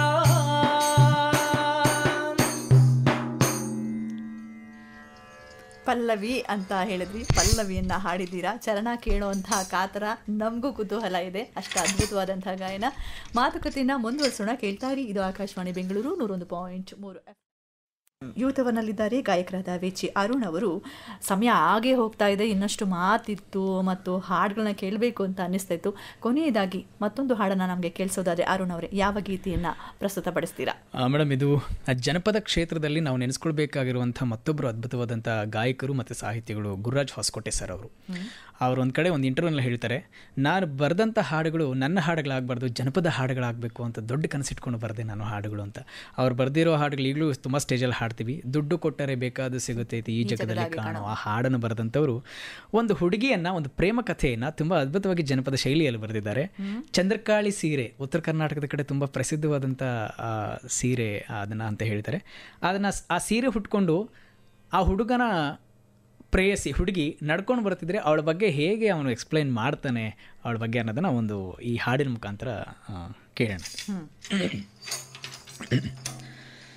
ಚಂದ್ರಕಾಳಿ ಸೀರಿ ಹುಟ್ಟ ನಿಂದ್ರವಲ್ಲಿ ನೆಲ್ದ ಮ್ಯಾಲ ದಂಗಡ ಬಂಗಡ ಎದ್ದು ನೀನು ಹೊಂಟಿಯಲ್ಲ, ನನ್ನ ಚಿತ್ತದಾಗ ಆಗಿ ಹೋಗಿದಾಕಲ್ಲ, ಇಂಥ ಹುಡುಗಿ ಮ್ಯಾಲ ಬಿದ್ದಾವ ನಮ್ಮ ಕ್ಯಾಲ, ಸುತ್ತಮುತ್ತ ಯಾರು ಇಲ್ಲ ಹಿಂಗ ಬಿಲ್ಲು ಕುಲ್ಲ.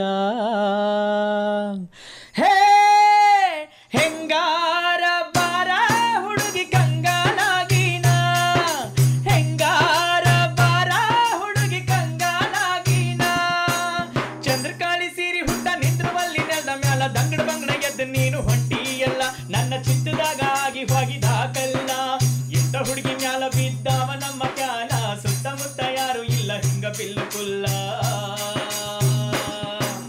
ಹೆಂಗಾರ ಬಾರ ಹುಡುಗಿ ಕಂಗಾಲಾಗಿನ, ಹೆಂಗಾರ ಬಾರ ಹುಡುಗಿ ಕಂಗಾಲಾಗಿನ.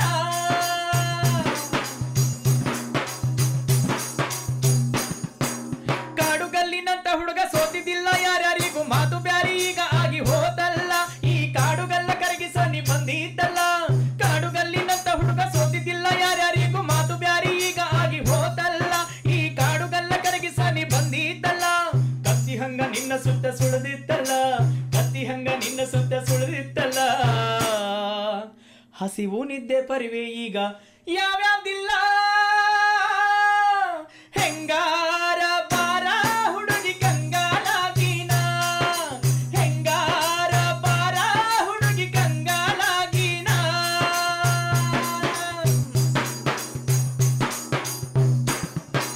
ನೋಡದಂಗೆ ಇದ್ದ ನೀ ಬಾರಿ ನೋಟ ಬೀರಿ ನನ್ನ ಕಣ್ಣಿನಾಗ ಕೊಂದು ಕೊಂದು ಬಿಡಬ್ಯಾಡ, ಬೆಂಕಿಗತ್ತ ಇಟ್ಟ ಹಂಗ ನಡಿಬ್ಯಾಡ.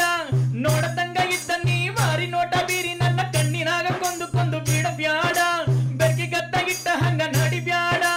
ಮನಸ್ಸು ಬಿಚ್ಚಿ ಹೇಳತೀನಿ ಇತ್ತ ನೋಡ, ಮನಸ್ಸು ಬಿಚ್ಚಿ ಹೇಳತೀನಿ ಇತ್ತ ನೋಡ. ನೀ ಇರಲಾರ್ದೆ ನನ್ನ ಬಾಳೆ ಗತಿಗೇಡ. ಹೆಂಗಾರ ಬಾರ ಹುಡುಗಿ ಕಂಗಾಲಾಗಿನ, ಹೆಂಗಾರ ಬಾರ ಹುಡುಗಿ ಕಂಗಾಲಾಗಿನ. ಚಂದ್ರಕಾಳಿ ಸೀರಿ ಹುಟ್ಟ ನಿಂದ್ರವಲ್ಲಿ ನೆಲ ಮೇಲ ದಂಗಡ ಬಂಗಡ ಎದ್ದು ನೀನು ಹೊಂಟಿಯಲ್ಲ, ನನ್ನ ಚಿತ್ತದಾಗ ಆಗಿ ಹೋಗಿದಾಕಲ್ಲ, ಇಂಥ ಹುಡುಗಿ ಮ್ಯಾಲ ಬಿದ್ದಾವ ನಮ್ಮ ಕ್ಯಾಲ, ಸುತ್ತಮುತ್ತ ಯಾರು ಇಲ್ಲ ಹಿಂಗ ಬಿಲ್ಲು ಕುಲ್ಲ. ಹೆಂಗಾರ ಬಾರ ಹುಡುಗಿ ಕಂಗಾಲಾಗಿನ, ಹೆಂಗಾರ ಬಾರ ಹುಡುಗಿ ಕಂಗಾಲಾಗಿನ, ಹೆಂಗಾರ ಬಾರ ಹುಡುಗಿ ಕಂಗಾಲಾಗಿನ, ಹೆಂಗಾರ ಬಾರ ಹುಡುಗಿ ಕಂಗಾಲಾಗಿನ. ಚಪ್ಪಾಳೆ ಸದ್ದು.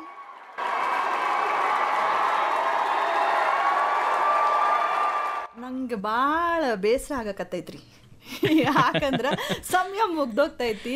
5 ಗಂಟೆ ಹತ್ತತ್ರ ಇದ್ದೀವಿ. ಇವತ್ತು ನಮ್ಮ ಯೂತ್ ಅವರ ಕಾರ್ಯಕ್ರಮದಲ್ಲಿ ಗಾಯಕರಾದಂತಹ ಅರುಣ್ ವೇಚಿ ಅವರು ಭಾಗವಹಿಸಿದ್ರು. ಅವರ ಜೀವನ ಗಾಥೆಯನ್ನು, ಅದ್ಭುತ ಗಾಯನವನ್ನು ನಾವೆಲ್ಲರೂ ಆಲಿಸಿದ್ವಿ.